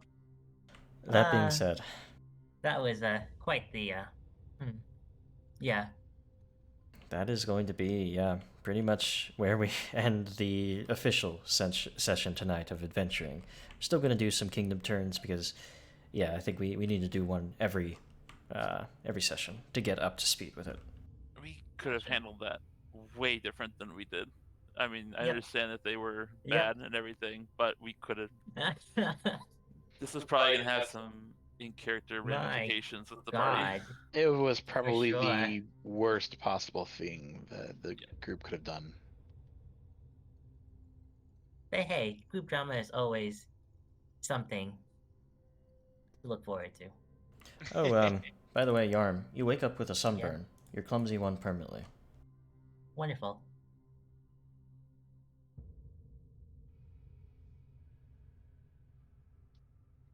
So how much Lol. XP did we get for that? Wait, wait, hold on a second. Hmm? Alright. Well, hopefully the witch doesn't mind breaking that. Oh boy, that's like divine retribution right there. That absolutely is. That is what we call a minor curse from the deities, from yours in particular. Ah, is that how it works? I use them. If you Nice. brazenly say, let's see what Saren Ray thinks about this, when you know Stab. what you did was very, very not in Saren Ray's light, she's given you a sunburn. So Ah, okay, that's pretty neat. we'll see if you can redeem I that. don't think Yarmus knows. He's very much learning, but yeah, Perhaps it's your lesson. So yeah, for sure. if you guys were asking for experience points, 80 for that. It was moderate. Nice. Okay, can I have like 1 minute before we move to the kingdom stuff? I need to be right back. Oh, yeah, we're going to take a break here. So before we move to kingdom stuff, There thank we you go. guys for watching. We're going to switch over to kingdom management stuff instead of adventuring. Either way, it's sort of a different thing in our session here, so yeah, we can say conclusions here or whatever. Speaking of, what was I even going to say? All the maps that you see that I run this game on are my creations alone. You can find them on my Patreon. Above me somewhere at some point the ad will show for it, so you can find patreon.com/kobolddm if you want these maps. Level 6 is coming out this weekend, so yeah, getting some progress there. Nice. With that being said, I don't think I have anything else to announce. Kiba, if you're still here, if you want to announce your channel. You bet. I am Chris Kobold, the player of Kiba, and I am a streamer who runs Tent usually on Tuesdays and Thursday evenings, 6 o'clock Central Time, and I specialize in indie games and retro games, very much largely on the retro these days in particular, and I'm going to put a little message in chat so you can see who I am. Mm-hmm. So with that, what are we doing now? We're going to Kingdom Turns, but first we're doing a 5-minute break, so see you guys in a bit. Where's my thing? Nice. There it is. Oh my goodness gracious, I feel awful. I do not like playing evil actions, as it turns out. Yeah, that was Yeah. Oh, it's a character, but Takes a certain callous edge to play an evil character, doesn't it? very much so. Yeah. I miss Demiurge. He was the fun evil. They were the fun. Yeah, they were the fun evil.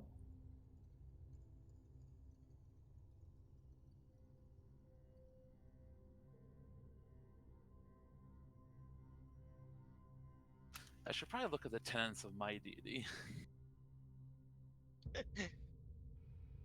I'm gonna double check mine, but I'm pretty sure it would like agree.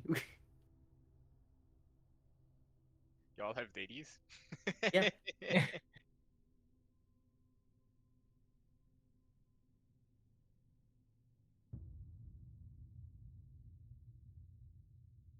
Ah yes, my deities.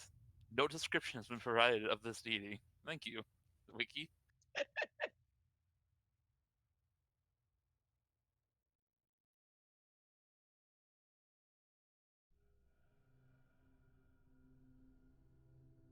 But yeah, if I may justify my actions, he would have like let them gone if they Oh, yeah. just been like suspicious, but them actually spying afterwards is what sealed the deal for you guys. Oh yeah, this definitely fits with the deity that Giraffe looks at. Glad to know that lying or anything to Gaz is a death sentence. Are you looking at Lamash too, Giraffe? Don't worry about it. What makes you think I'm looking at Lamash too? No reason. Well, no, fella. If you want an out of character answer, then yes, I did choose Lamash too for specific reasons. Giraffe isn't evil, but he definitely feels the Evilness, evilful. He finds himself spurned and neglected by a world that despises their differences. So hearing the satyr and the dryad basically say that they were better than everyone, that humanoids are just lowly creatures, yeah, that kind of sealed their fates. Yeah. You know, the suit skills were actually like listed as lawful evil, I think. So it's like I shifted Yarmos specifically to lawful neutral, but I think it might be like not sure where to really put him. They were lawfully evil because they were worshipping a devil. Devil. Well, Yarmos was too, so. Yeah. Unknowingly or knowingly, I put it on their minds to be sort of lawful evil. But yeah, I'm back. Welcome back. I mean, Well, just think. you can still be lawful neutral. You do plenty of good as well, not like exclusively evil. Yeah, but well, either way, I think the sunburn has given him a lot to think about. I'm trying to think of how to like pull this arc forward. I could probably write it out well, but doing it in voice work is very tough. I'm very much a text RPer over a voice. Me too. Yeah. Takes I'm some not the getting best used at to. this, but I'm glad to have the opportunity. Like I just really want this to. I really want to make everything I do compelling, but I'm not sure how to really pull it off all the time. You Like, guys. the trick Really with try. like in session RPs is like to make actions speak louder than words, which I think I may have done overdone here, but Oh, most of us, yeah. The thing you guys are very good. Like everyone is, in fact. To really get to where you are thinking you should be or want to be is to basically get very close to, for example, Critical Role or these very professional people. Otherwise, if you guys are just stumbling through and doing what you think your characters would do and all of that, and participating, hell, even participation, being involved in things is great enough for me.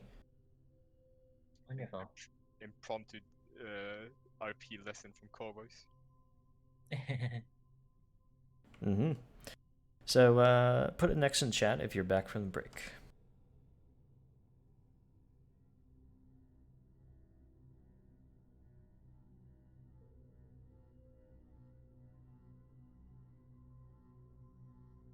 I think Giraffe was here as well.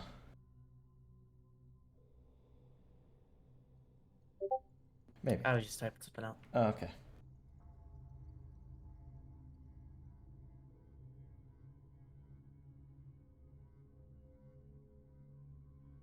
I like that Pathfinder actually has like details for the deities and like what they like and don't like, rather than 5e, which just gives you a name and maybe a domain if you're lucky. My deity has like no information, unfortunately. Who's your Is deity? it like a adventure path DD? It is Apsu. Oh, Apsu. I like Apsu. Just make up information. Yeah. I think there's not much in Pathfinder Second Edition, but there's a lot from Pathfinder First Edition, so you can probably just look at that for some ideas. Yeah, and also Apsu is very close to Bahamut, or is it Bahamut? I think. Yeah, in D&D 5e, and Paizo with their rework of stuff, they're trying to get away from a lot of stuff that's referencing D&D. That's a good point.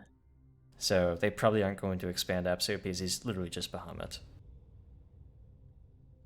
So what dragon gods do we have now? It's mostly like the Imperial stuff, right? From I hope we Yinsha? still get dragon gods. The Hawk is a god of destruction. I believe with our... I think did I run you guys through Age of Ashes? I feel like No. No. Not me. Okay, so Age of Ashes, the first AP is about Tahak, about the dragon god of destruction, chaotic evil, Huh. and What if you do that campaign, but on the Hawk's side? Like, hey, let's help you out. That would probably break the whole module, I bet. knowing the Isn't AP, he the child?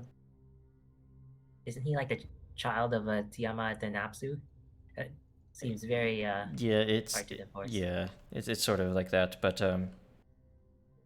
yeah, Tahak has more fleshing out than Apsu.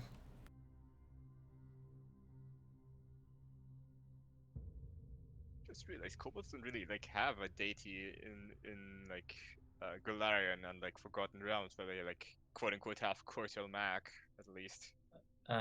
Old Sharptooth. Special deities for certain races, like mono gods for races, don't exist really in Galarian. Except- Lamash to Sora got close. Lamash was sort of goblins. Eridan was the god of humans, but Eridan's gone. Who knows what the hell happened to him? And then there's pantheons for elves and dwarves, I think. There is a good reason for argument for why we shouldn't have racial specific deities in the universe. Yeah, it's bland. Okay, so are we gonna do a kingdom term? We are, but oh, keep us here. Okay. I didn't hear from him. So Alright. let's go and do a king turn. Change the music to get away from this dour place. Yeah. So let's go over to Brightland, your kingdom as it is named currently. Right. For once, I'm not completely exhausted by the point we get to this. Are we Stagwood? Didn't we like democratically get to Stagwood as a vote? Scalewood. Scalewood, I think, Scalewood. right? Yeah. But me, who knows if that name will stick? Let me switch my Yeah. image over to kingdom management here. So there we go. Now it is browser view. I'll turn off the game. No, not the game chat. The scene view. There we go. So with that up, it's not raining. Stop raining. Stop automatically doing it. It's a thing where the kingdom management stuff sort of bundles in something else about like rolling weather every day. It's nice, but I'd have to do something a little bit more to make it what I want from it. So, with that being said, let's open up the kingdom sheets.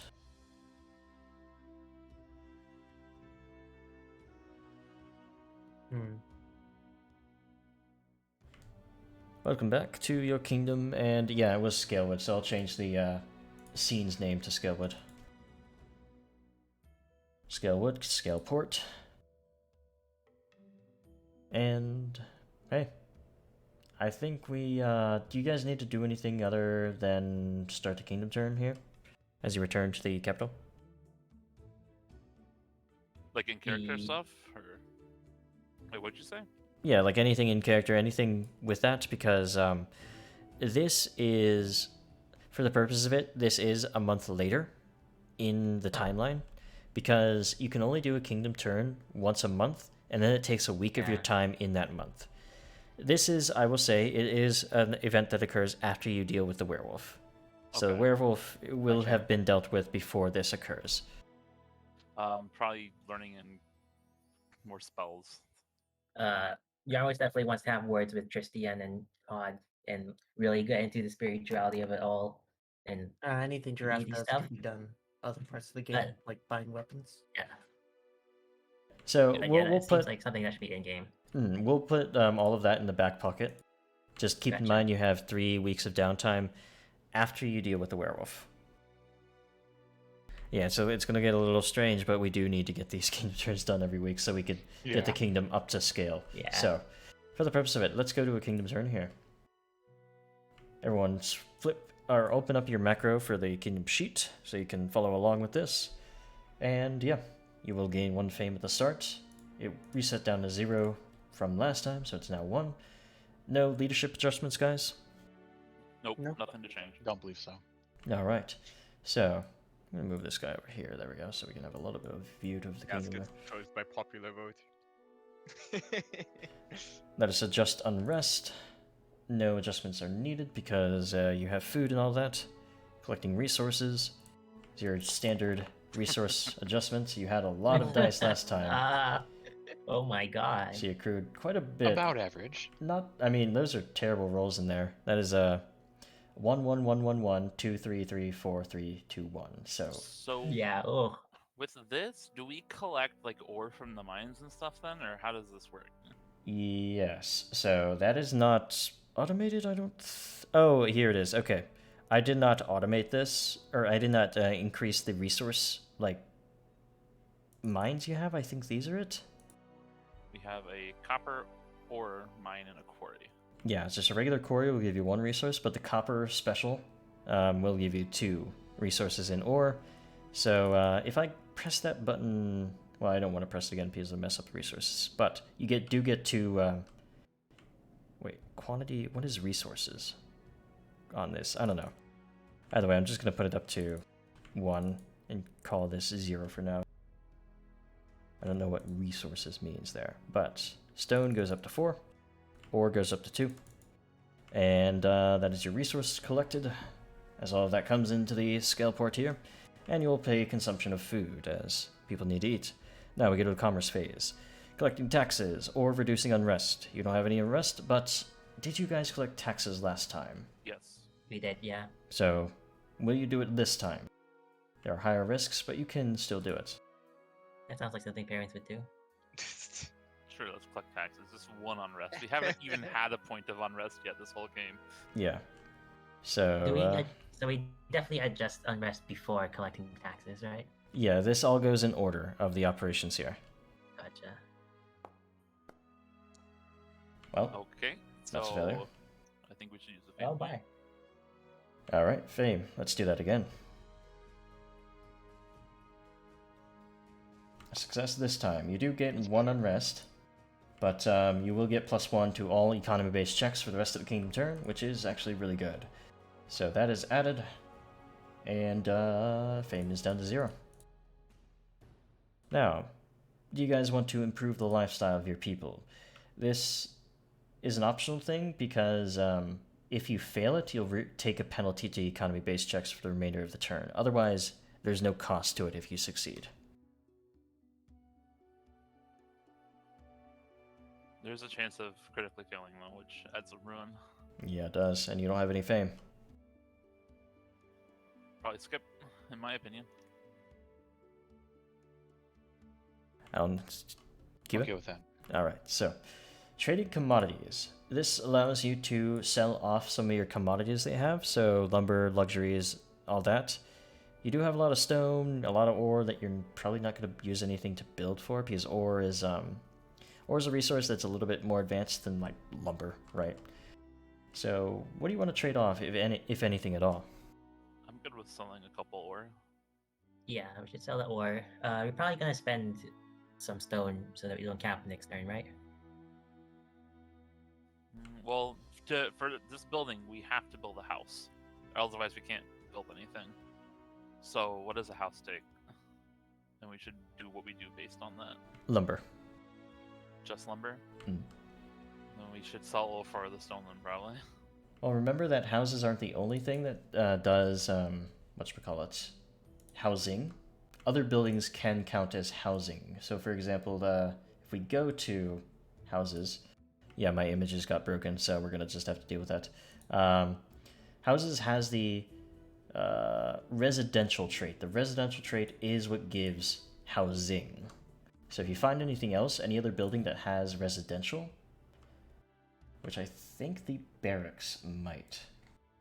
That's a level 3 thing. Yeah, the barracks has it, I'm sure, but I don't know if anything else does have that to start. The inn has residential. The inn does, and the inn has its own bonuses. +1 to higher adventures. That also just costs 2 lumber, 10 resource points. Mm-hmm. So might as well just to get an extra building of some sort. Absolutely. So, but still, selling all the stone and the ore is probably good because we'll get those back again next turn. I believe you can only trade 1 commodity. When you trade commodity, select 1 in your kingdom's stockpile. It's like 1 type. Yeah. So, stone or ore, guys? Which one? Or. Ore I mean, is? actually, Before- no. What do we need? What? I should lumber look right at now. that. lumber and 10 resource points to build our building. Okay, then lumber. No, We need lumber. we need lumber. This is selling. This is selling your commodities. I'm sorry. It's fine. Sell some stone. Let's Sell stone. Let's Okay. sell Burn our more cap. stone. So, I'm sorry. no problem. So reduce that quantities up to 4, then a basic check. So put stone down to 0. And we'll roll the trade quantities check. Hey, that is a critical success because you guys are quite good at trading these off. 2 resource dice next turn will be sent to you. And 1 fame. Now, with stone quarried off, we go to managing trade agreements. That is 8 resource dice total. It's 1 per point of stockpile. Ah, well, hey, okay. Yeah, that gets you a lot next turn. So, with that, how is that? 8 next turn, plus the 5 you get base. Yeah, that's going to be a lot. With that being said, managing trade agreements, you do have 2 agreements with Restov and Dunsword. I assume you guys want to try to do trade agreements. But, did you guys do it last time? We did. Therefore, the DC for each one is going to be 5 higher than it was last time. Correct. You can try. It's only 2 resource points per attempt. Yeah, let's try it with Dunsword probably. If we do this, is it going to be plus 5 next time or plus 10 total? Still plus 5. It doesn't compound upon itself. It's always going to be just increased 5. So I heard So Dunsword... if we try this and fail, we still get that penalty for next time, I believe. Yes. Should we skip one this turn?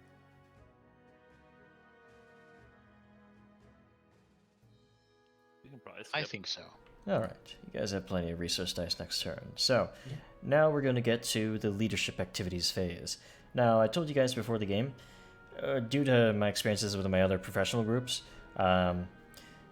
you're going to be capped at 12 leadership activities instead of 15. Just because a lot of the time, if you have 15, 3 per player, it's a little too much. The game doesn't, the mechanics don't work with it, and you'll run out of things to do with those activities anyway. Yeah, So it seems like something that might have been forgotten in the rulebook. Mm-hmm. Yeah, they didn't make this system for more than 4 players. Like, they made it for 4 players. So we have to adjust it a little bit just to keep it to the system it has. So 2 leadership activities per each of you, and 2 on the end if there's anything else you want to shore up. So in the chat, if there is a plan specifically where you want to do something, put it out. It'll help us figure out what we're doing. But if anyone has a plan now for their 2 activities, let me know. I can probably just do mine really quick because they're straightforward and simple. Mm-hmm.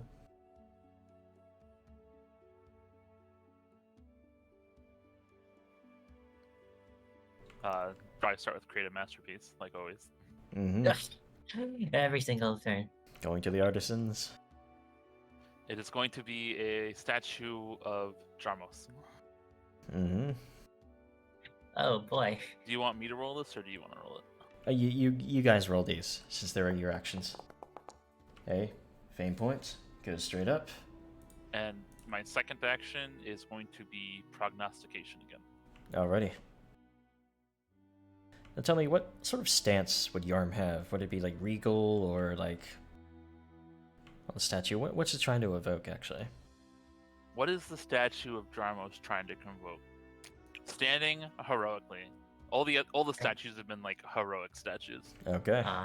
That's sweet of you, parent. I mean, I could make it like a statue of him like stabbing somebody instead while they're on the ground. Not inaccurate. Maybe next time. And there's the Success there. So, you're able to add a +1 to the random kingdom event this turn as you try to feel for any sort of events occurring. That being said, that'll be yours, parent. Who's next? I want to interject real quick. Sure. So if we had 3 weeks of downtime, so to speak, would we have been able to meet with the lizard folk during that? Or would that need yes, to be in on fact. screen? So, for the purposes of it, because you guys had that deal with them, wait until a month. Yeah, they're totally fine now. Like, they're ready to talk. So they are a target for, doing your diplomatics. Nice.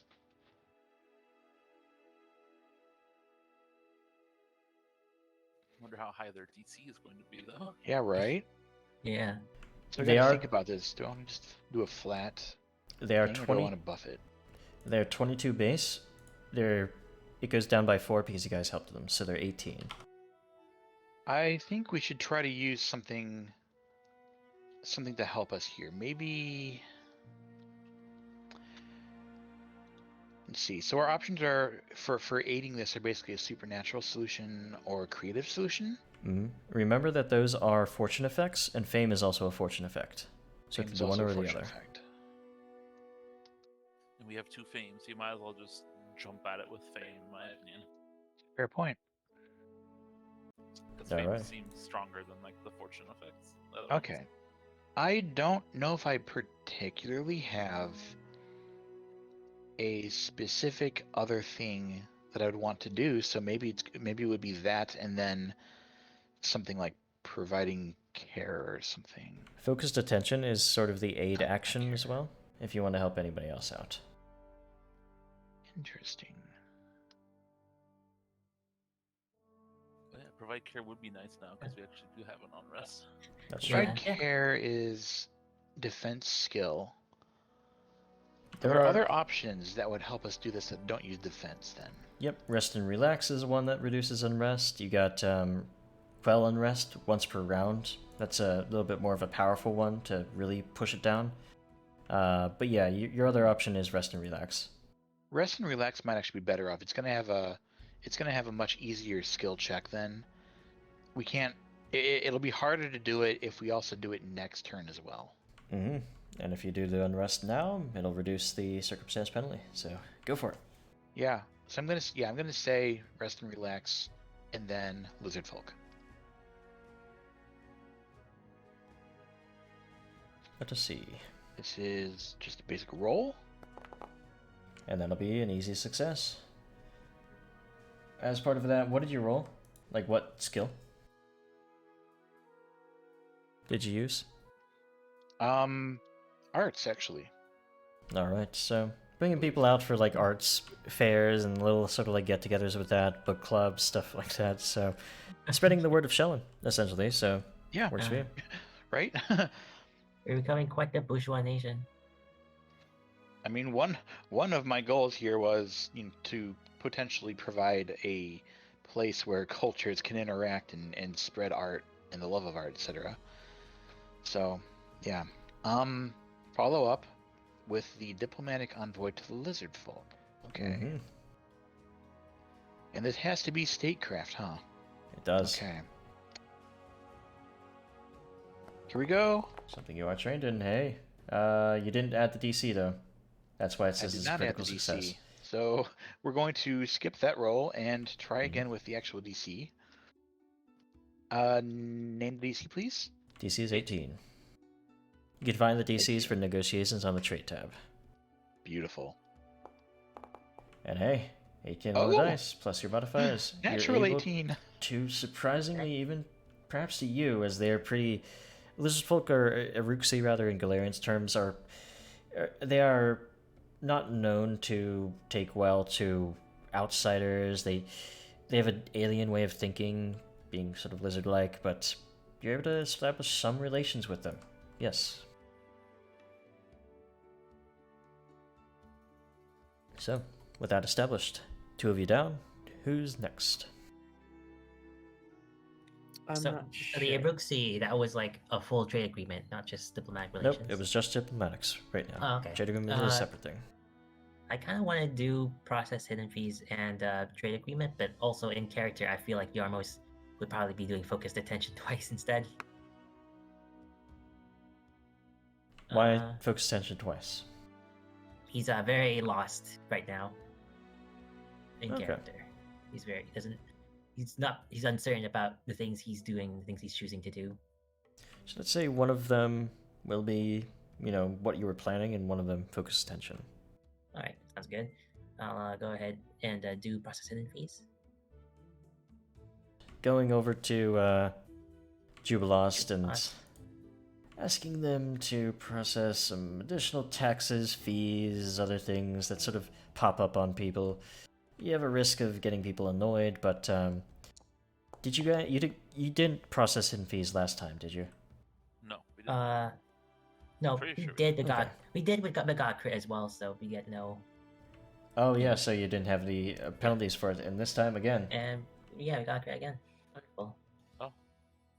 Okay. skimming the top. So Yarm, do your focus. I'm gonna focus attention on Gaz, Nice. Thank because you. that is the in-character thing. Sure. Shoot, this is gonna be like post the werewolf thing, so chronologically Yeah. it doesn't really make sense for me to be doing this right now, I think. What is your plan? My plan would be to like infiltrate the cursed tree and like find out some information about it. That's fine. Why would it have an effect on the werewolf? Because the cursed tree will probably be done before the Right. werewolf. We can say that. Don't worry about it. Just do the infiltration. There's also potentially Candlemere. Yeah, I mean, Candlemere would be good too, honestly. Yeah. yeah. Maybe Candlemere might be a better idea in that case. Parent has some way of sending information back to the past, right? Because he has got all that timey-wimey stuff. Don't worry about that. Yeah. I need a basic check, so I have no idea what to put for the DC. That's intrigue, right? Intrigue, yes. Yeah, let me just roll your focus attention. Yeah, roll that first. Hey, natural 20, you push through and help out at the very least. You already at max fame, but +2 to the circumstance of one check using that skill. So, don't put down a DC for that. Just let it go through. We'll ignore that it says a critical success because it's DC 0. Alright. Because on my end, I know the DC, and you wouldn't know it. Here you go. So, we ignore what it says, Nan, whatever, 15. You are not able to learn much when you send that off towards the tree. It's inconclusive. With a 15 DC, 15 total, yeah. Fair enough. I don't really have anything else to do, so I think I can do a second infiltration, right? Yeah, you can. Alrighty. And I'll you have that look. +2, yeah. don't forget. I'll look at the keep.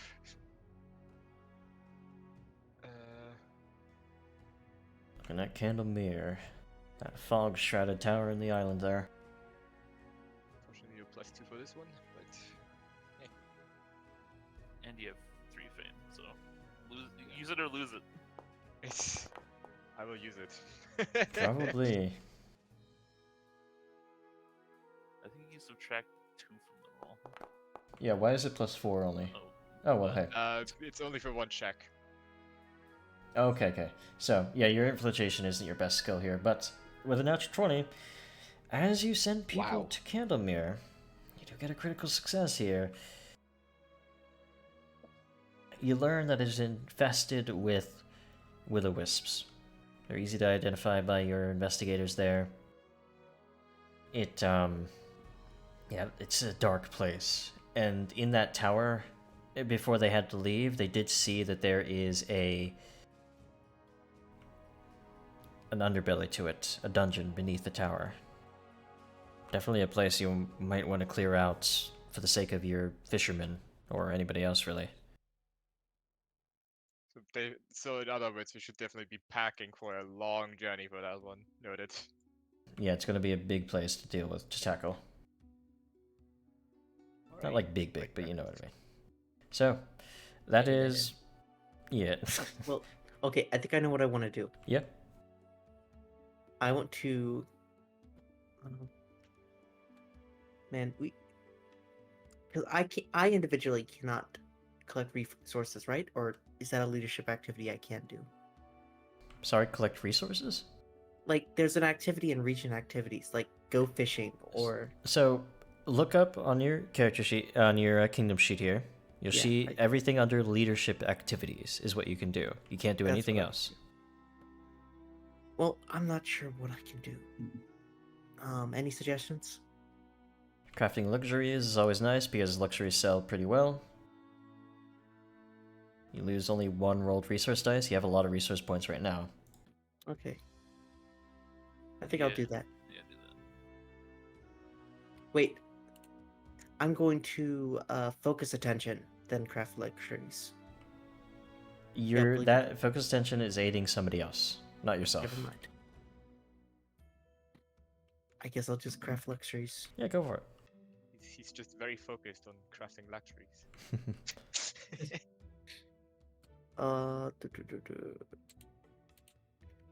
Do I want? Oh, I see. These are enabled. Yep, it's basically like what you Just roll. see.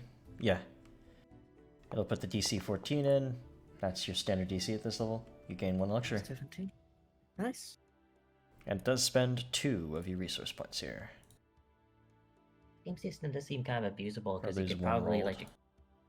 you could probably Okay, just actually. do really easy DCs to farm fame. Well, not necessarily, no. I think Because the that's DC all I always wanna do. increases.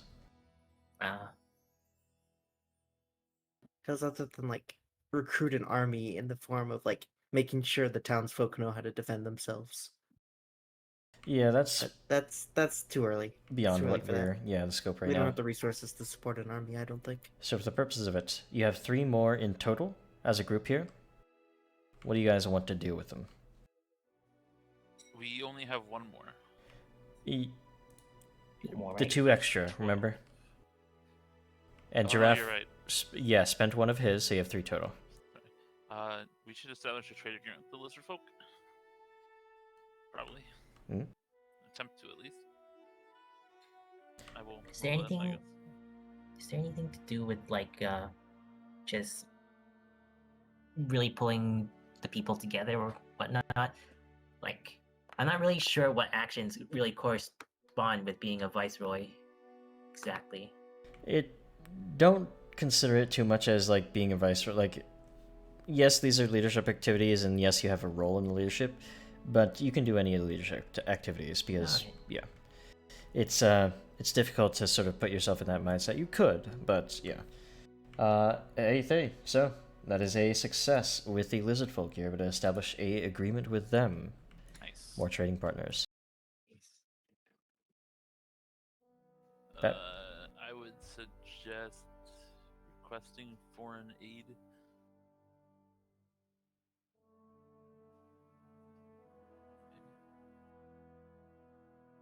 Yeah, we could just have a lot of trading partners, so we could just request foreign aid from all of them with our actions. Wow.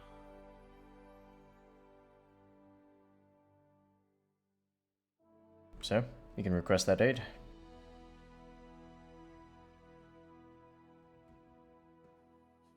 Sure. I'm gonna request it from Dunsword, I think. Mm-hmm. Dunsword, lower DC.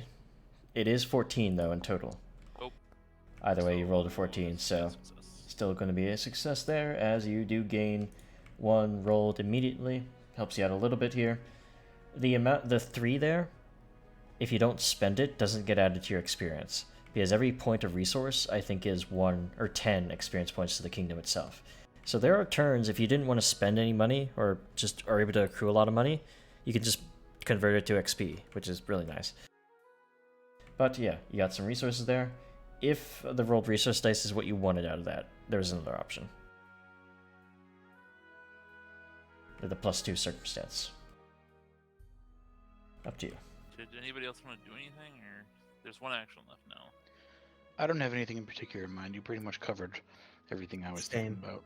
Remember that Unless we the want to craft more luxuries. +2 circumstance is on the remainder of the kingdom turn, so you could use that for building buildings. You could use that for Oh, yeah, we Claiming should build hexes. something.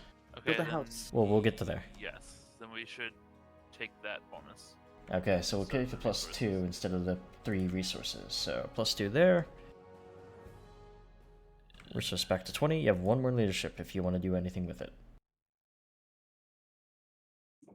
Also, I know it doesn't say it on higher adventurers, but I am going to allow higher adventurers to reconnoiter hexes for you guys to tell you if there's something there. They won't engage anything there. They'll just reconnoiter it, so you don't have to waste time doing it. Will they find like hidden resources or whatnot? That's my one concern about using it, because then you can't like reconnoiter it again. That'll be dependent on the exploration skill being rolled. Do we have exploration? I don't think we do. Yeah, if you don't have it, probably not It's the best. untrained, but it's +6. That's not bad. Yeah, it's you have untrained improvisation, because otherwise at level 10 of a kingdom's turn, or a level 10 of a kingdom, if you're untrained in something in the base rolls, you have like a +2 in that at level 10. And since it's not a party of kingdoms where other people can shore up the difficulties of a kingdom, you're just going to fail certain things, critically fail, because you're untrained in it, which kind of sucks. So untrained improvisation is a standard sort of homebrew to make it work. Okay. I want to do higher adventures then. Sure, go for it.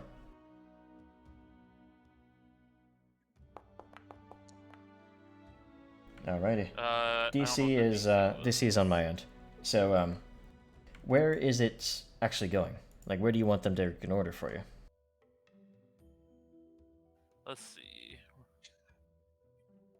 I need to fix this as well. So you've been there, you've been there, you've been here. You know these already. And you've been way over here with all of these. Yeah, like we haven't been to this bottom layer, but we've been like around the lake. Yeah. I think that's about it. So. Uh. Oh, and this is Rostland. That's already been explored. Where do you guys want it to look? The DC is based on the level of the zone, so you can't like go out into bumfuck nowhere with it. Choose wisely. About right there. Well, that is the Tours of Lebanese. That's a high-level zone. So okay. Yeah, What? yeah. South and west. Let's do that. Okay, this is in the Selin Hills. Actually, no. Is this Common Yes, this is Common Lands. So this will be easy enough. 16 DC of the area. Yeah, that's gonna be a success. They don't find anything there specifically. Oh, okay. Hey, doing it to ease your own, travels. I guess. So let me bring up the kingdom again. Where were we? We were at higher adventures. What does this cost? 1 rolled resource. So it costs you 3. We've got so many resources right now. So Yeah. So, I think then that is it for the leadership activities, right? Yep, I think we're going to region. Alright, regional activities. So, this is all of you sort of collaborating on this. What do you want to do with your tiles here? As I do have the module for it, so I'm going to mark these hexes that you have claimed, which are these 4. I believe our like last time we planned to claim our gold mine. Like that was the thing we were planning for today. Yeah. Alright, it does count as ore, so it'll just add to more ore in your kingdom. If that is your objective here. And we can just sell it. Money. Yeah. Sure. Alrighty. So, and a supply of minting coins or whatever. Do you want to do 2? Actually, no, we can't do 2 actions. You can't there because it's not a lake or river. We can't. Only anything that has a river through it, or a lake of course, can be the 2 at once. Otherwise, you'll just claim this. So, Yeah. I'm going to go to claim hex here, once per round. You have a couple of things like the foreign aid success. Do you want to add anything to it? Right now you're at +6. And we also have a bunch of fame saved up, I believe. Mm-hmm. We're full on fame, yeah. But we should probably save at least 1 for the general store we're probably gonna buy. Probably, We yeah. have 3. We can do a fame on each activity. Alright. I'd say we save the bonus for the general store. We should use a fame on that though. Okay.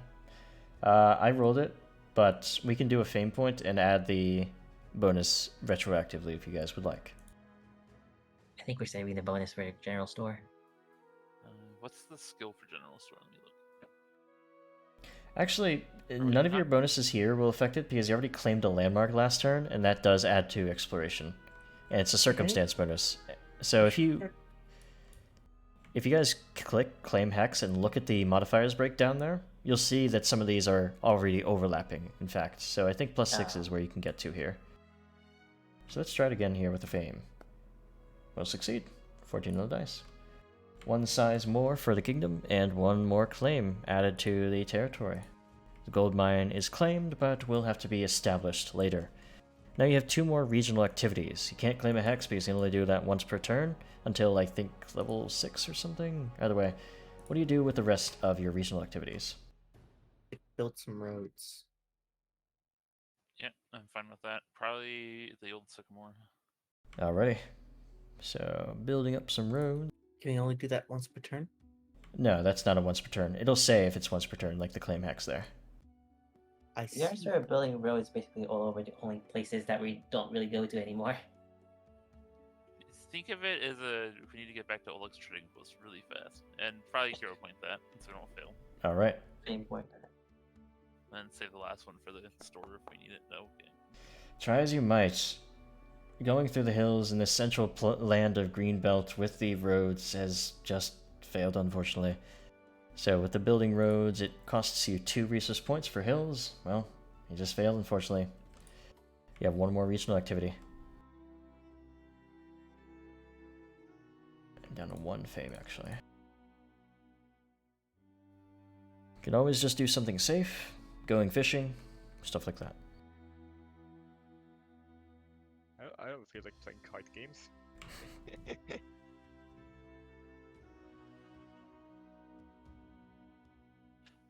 We should probably establish farmland. I'm gonna be completely honest. Big idea. Where we at? don't have to keep buying food. It does have to be in a hex here. And actually, your only option is the old sycamore to establish farmlands there. Yeah, because it's a hiller plane. So yeah.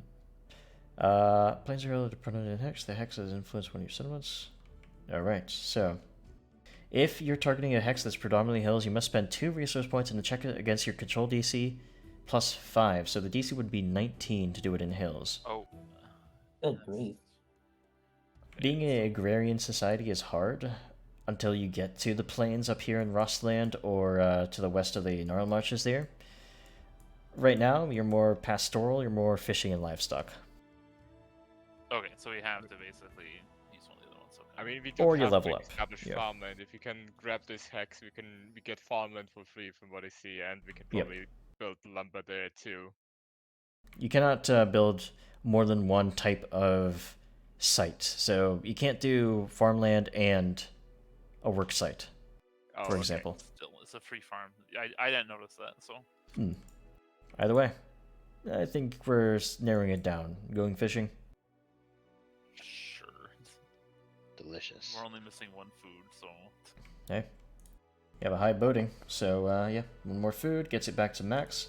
Who knows what'll happen, may have a drought, something like that. So, you didn't claim a refuge or a landmark there, so we won't press those buttons as we go to the civic activities. For that, let's move over to the town, which is bugged right now because I transferred over to Molten hosting instead of the Forge, but the houses work. The town hall is apparently not there anymore. I wonder what It's a giant happened to it. Town, Oh, there it town is, hall has okay. been replaced by a large cloaked figure. Oh, and you guys standing. have the cemetery too, actually. Okay. Yeah, it's broken because I transferred over and the images didn't get set up properly. But we can still do it as, yeah, you've been establishing this town here. It's about full where you need to do something to handle housing again before overcrowding occurs. So, I think you guys were talking about the inn, right? I believe that it's either that or the orphanage or another house. Orphanage is also a residential. Orphanage basically is one of those things where if you build it, it reduces unrest by 1. And that's it. I think the inn is probably the better choice because the houses is also just reduces it by 1. Inn gives +1 to higher adventurers, so if you want to send them out in the future, we'll help with that. We Everyone- have yeah, I think trade for the inn would be good. Yeah, everyone good with that? Yeah. Sorry, good with which? The inn. The inn to build. Our was it? only choices are inn, orphanage, or houses, because we are maxed on our plots right now. Those are the only things we can make. Right. Oh, we so need we to build a cannot do the settlement very general soon then, store. huh? So you technically can make anything else. You don't need to, but when you start a kingdom turn with overcrowding in your settlements, it'll increase your unrest to 1, or by 1 rather. Okay, so would you guys rather have unrest just baked in, and then we do the general store, or would we expand naturally? I don't know. Doing the general store would make it easier for us to craft and buy stuff, though. Yep, general store reduces the penalty up to it eliminates the penalty that you have to the levels of items in the town here. Your town will be leveling up once it gets every time a plot is filled up, like 4 slots. So houses, cemetery, and then the 2 slots covered by town hall means that your town is level 2. But you can only buy level 1 items because without the general store, that's what you can do. Okay, we should do the general store then for now, and then do the inn next turn or something. Okay. Yeah, we can always reduce the unrest with. Yeah. We never deal with unrest much. easy. Is there a way to get more plots in a settlement? Yeah, you're getting more slots as you're building buildings, essentially. Huh. The lots they increase. They go up as you're building. It's a way to track the progress of the town and the level of the town. And the need for residential stuff. You don't need to worry about Oh, I see. locations of plots or how many plots there are. They're just a way of tracking progress. Oh, So, okay. I thought there was like a limited number that we had to until our town was like quote unquote full. no. The town basically just levels up, and there are things when we get to that point when it goes from village to town. I think there's something we have to do, but we'll handle that in the future. Right now, don't worry about it. So, general store, 8 resource points, 1 lumber. Let's do that. Okay, and we can use the 4 and 8 on this as well. Yep. So -8 from 15. What is that? So that's 7. And we have the collect taxes success as well. Yep. They might overlap in terms of bonuses. Yep, it Like what sure does. types? It doesn't take it. So vested request for an aid. Okay, so yeah, there we go. Enable that. And I'm doing this on my end because it's a collective. Trade is your DC. You're good at trade, +8 already. Yeah, this will be pretty easy here, in fact. Should be, at least. Yep. Critical success, in fact. It was against 15, Or, so... actually, no, not a critical success. So, no fame, and you don't get half the commodities back. But you do get a general store, which I will fix next time. For now, I'm just going to put it down because it does track buildings when you put them down, which is pretty nice, actually. Not a fan of The the animations. implication that we need to repair structures at some point. We'll see what happens when he hits the event phase button. Because our That DC is is good. really Yeah. low right now. Some of my buildings work, some of them don't. That's weird. Either way, yes. General store is here. The giants are attacking. Yeah. Move the general store as you want. We'll have to fix the town hall before we make it a little bit prettier. But for the time being, general store is applied. And you can buy level 2 items now. A level 2 settlement. Now, final thing to do here after civic activities is army activities. You don't have an army. You don't need an army right now. You're protected by Lady Aldori. So that's something we do much later. The event phase. Since you guys haven't had events, the DC has reduced every time. So now it's DC 6. Let's see. Alright. Events are good, right? I saw the DC just go back up, so... Well, something happens. Ah, okay. So the stream will see it on my end, but Quick, flip to the stream, everyone. as you guys are doing things, Kestingarus bursts into the hall here. There's been reports of an attack. Something got at some of the travelers on the way here. We need to deal with this. A monster activity has occurred. So, Oh, fun. I'll show you guys this since you'll see what happens with it. There you go. Basically, Why is it Arcula? Oh, did it show you guys the entire? Yep. Okay. Yeah. whoops. Everything. You can just ignore that, yeah. It didn't change your permissions, so you shouldn't be able to see anything further. But where did monster activity go again? Number 21. 21, there we go. So, yeah, that's kind of annoying when it does it. That is. But for the purpose can of you it, pop it up for me again? Because I closed it. Sorry. yeah, just go to monster activity here. These, I think they're in your player's guide anyway.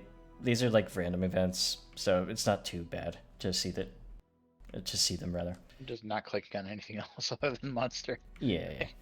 So let's do 21. 21. The kingdoms level. We're gonna roll this. Yeah, you guys have to roll your defense skill, Yay, defense! as you have to send out some people to deal with this. There's the same level of kingdoms level. Well, people on the road from Rostland really are just getting attacked by random bandits or something on the road there.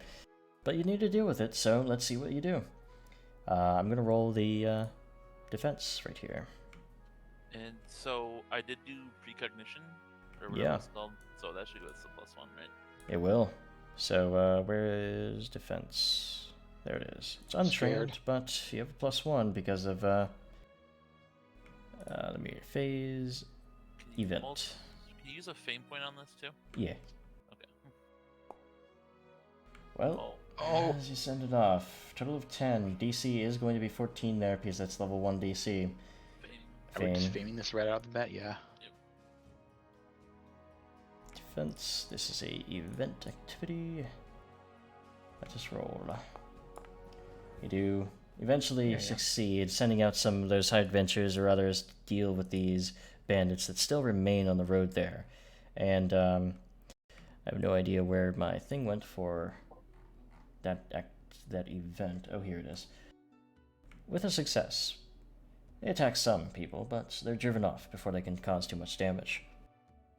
There is a persistent threat, however. So it's not as terrible as it could have been, but it will increase your unrest by 1 for next time as people are worried to travel the roads. So that's on a success, you get that. That being said, it could have destroyed your work sites, it could have destroyed the kobolds, so It could have been so much worse. yeah. So, that is that for Kingdom events here, as, yeah. We'll hit this 0 because you did an event of level 0. We've claimed 1 hex, so another 100 experience, and we'll convert the remaining resource points into experience. You're at 970. Is there anything here that you guys did? First infiltration did occur, 990. Famous. Doing holiday. Is there anything we can get? The level of the kingdom doesn't matter as much as the level of your town, though. Yeah. Fortify, creative. Successfully resolve a random kingdom event. Yes, so that does get you up to a new level in the kingdom. Is there anything else we missed Yes. here? So village into your first town, special area, trade. Yeah, I think you guys did all these. So let us level up, and then the turn. Wonderful. Having now a level 2 kingdom in itself, the control DC is now 15, and on your leveling up, you do choose a level 2 feat. So go to the feat tab, and start looking through some of these here. I will recommend clicking the add bonus feat button. Don't add anything, like don't click the add button after you see the pop-up here, but it'll allow you to browse things without interfering with anybody else in terms of these feats here. There's a minimum level for some of them. There are, yes.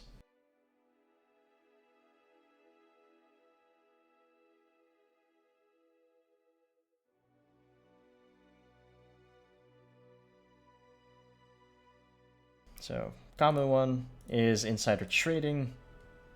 Will give you a lot of bonuses to establishing work sites and trade agreements and trade commodities as well. And it will just give you 1 more resource dice, so that's the economy feat.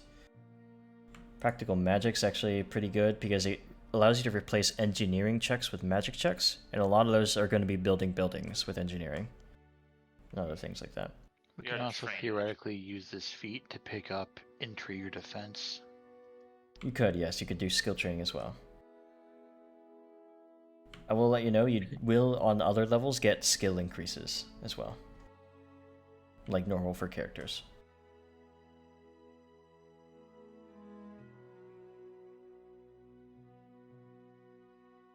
But hint hint, since we're doing untrained improvisation, it's more fun to do like the feats that do specific things than just skill training. Aha. Because with untrained improvisation, if you train in something, you're only getting a +2 in it, essentially. Where did untrained improvisation come from? That's a homebrew we're using, because Got it. otherwise, if you're level 10 kingdom with DC 30 stuff, and you're untrained in something on a kingdom event, like for example that one with monster activity, you're untrained in defense, right? Whoops, well, the monsters critically fail and you get all your buildings destroyed because you're untrained in it. It's stupid. It doesn't work. Personally, I'm thinking of cooperative leadership because like it's gonna scale in the future. Fame and Fortune also seems pretty good because we keep getting critical successes all the time. Fame and Fortune Fame has a minimum level 11. Oh, right. I have the dark theme, so I couldn't see the minimum level. Ah, Yeah, okay. that's really a aesthetic choice. I think insider trading is good, honestly. It seems like it's a really good thing for like near the start here, Mm-hmm. because failing on establishing work sites is a pretty major thing. Make money to make money. And all those resource points go into experience. Yeah, I think we should go with insider training. Insider trading is good. Practical magic is also kind of nice, but we are already trained in. Engineering, yeah. Yeah. Alright, so insider trading. I Added consent. to the kingdom. Oops, I added as bonus feat. Never mind, I'll add it as +2. There we go. So, I think that's the only thing you get for leveling up there, but yeah. With your settlement now at level 2, there are 2 lots now. Did that. Yeah, I don't know what that... This still confuses me on this part, but I'll figure that out. Either way. Trev? Is that the whole kingdom turn? Yeah. Or do we have... That's Cool. it? That was fun. I've got to go, Yeah. but that was fun. Mm-hmm. All right. I'm glad I actually got to participate in it for once without passing out. Yeah, it's a lot. I feel like we didn't accomplish our goal of reducing it from an hour of time, but we'll figure it out. I do want you guys to sort of come a little bit more prepared, a little bit more like, hey, I want this to happen on my leadership activities or something like that, because I think leadership activities are the most time-consuming part. Yeah, for sure. But either way, I've kind of got my 2 set in stone that I'm gonna do every single turn, so I'm good. yeah, exactly. So, that being said, thank you guys for watching on the stream. I am actually surprised at how many people are interested in watching the Kingdom Management. So, we always do it at the end still, if you're not interested, but if you're here, of course you are. Either way, thank you guys for watching. All the maps, all the buildings as well, if they're even broken or not. They're not broken on my application or on my module, but you'll find these as well on my Patreon. These are free because I had to remake Paizo's version of them. I can't profit off of remakes. But yeah, thank you guys for watching. I will see you next week. Or actually, there is a chance we don't run next week because Draft, you said you won't be able to be here. I likely not, but it's possible I'll be here. But I'm gonna be honest, it's unlikely. I'm gonna try and push for it. Okay. Yeah, knowing your circumstances, certainly. So, everyone else, you guys okay with doing next week, or? Yep. Okay. Like okay with skipping next week, or okay with are we able to be there next Well, week? are there any circumstances that would change your ability to do next week? I should ask. Anything going I don't have on? anything so far. Not for I'm- me. I'm good to go. Oh, here. Okay. Yeah. Cool. Yeah, I've not decided if I want to or not. It depends on how much work I still have to do. Because I'm releasing this level 6 stuff for my maps. I have my professional games that I run Monday through Wednesday. I do a lot. So I was thinking I might need a little extra time or a little less preparation to do. I'm not sure yet though. I'll let you guys know midweek. Of course. Take your time with everything. Mm-hmm. And with Giraffe not here, it's an easier time to say it. So, that being said, thank you guys for watching. See you next week. Or not, I don't know. But see ya. All right.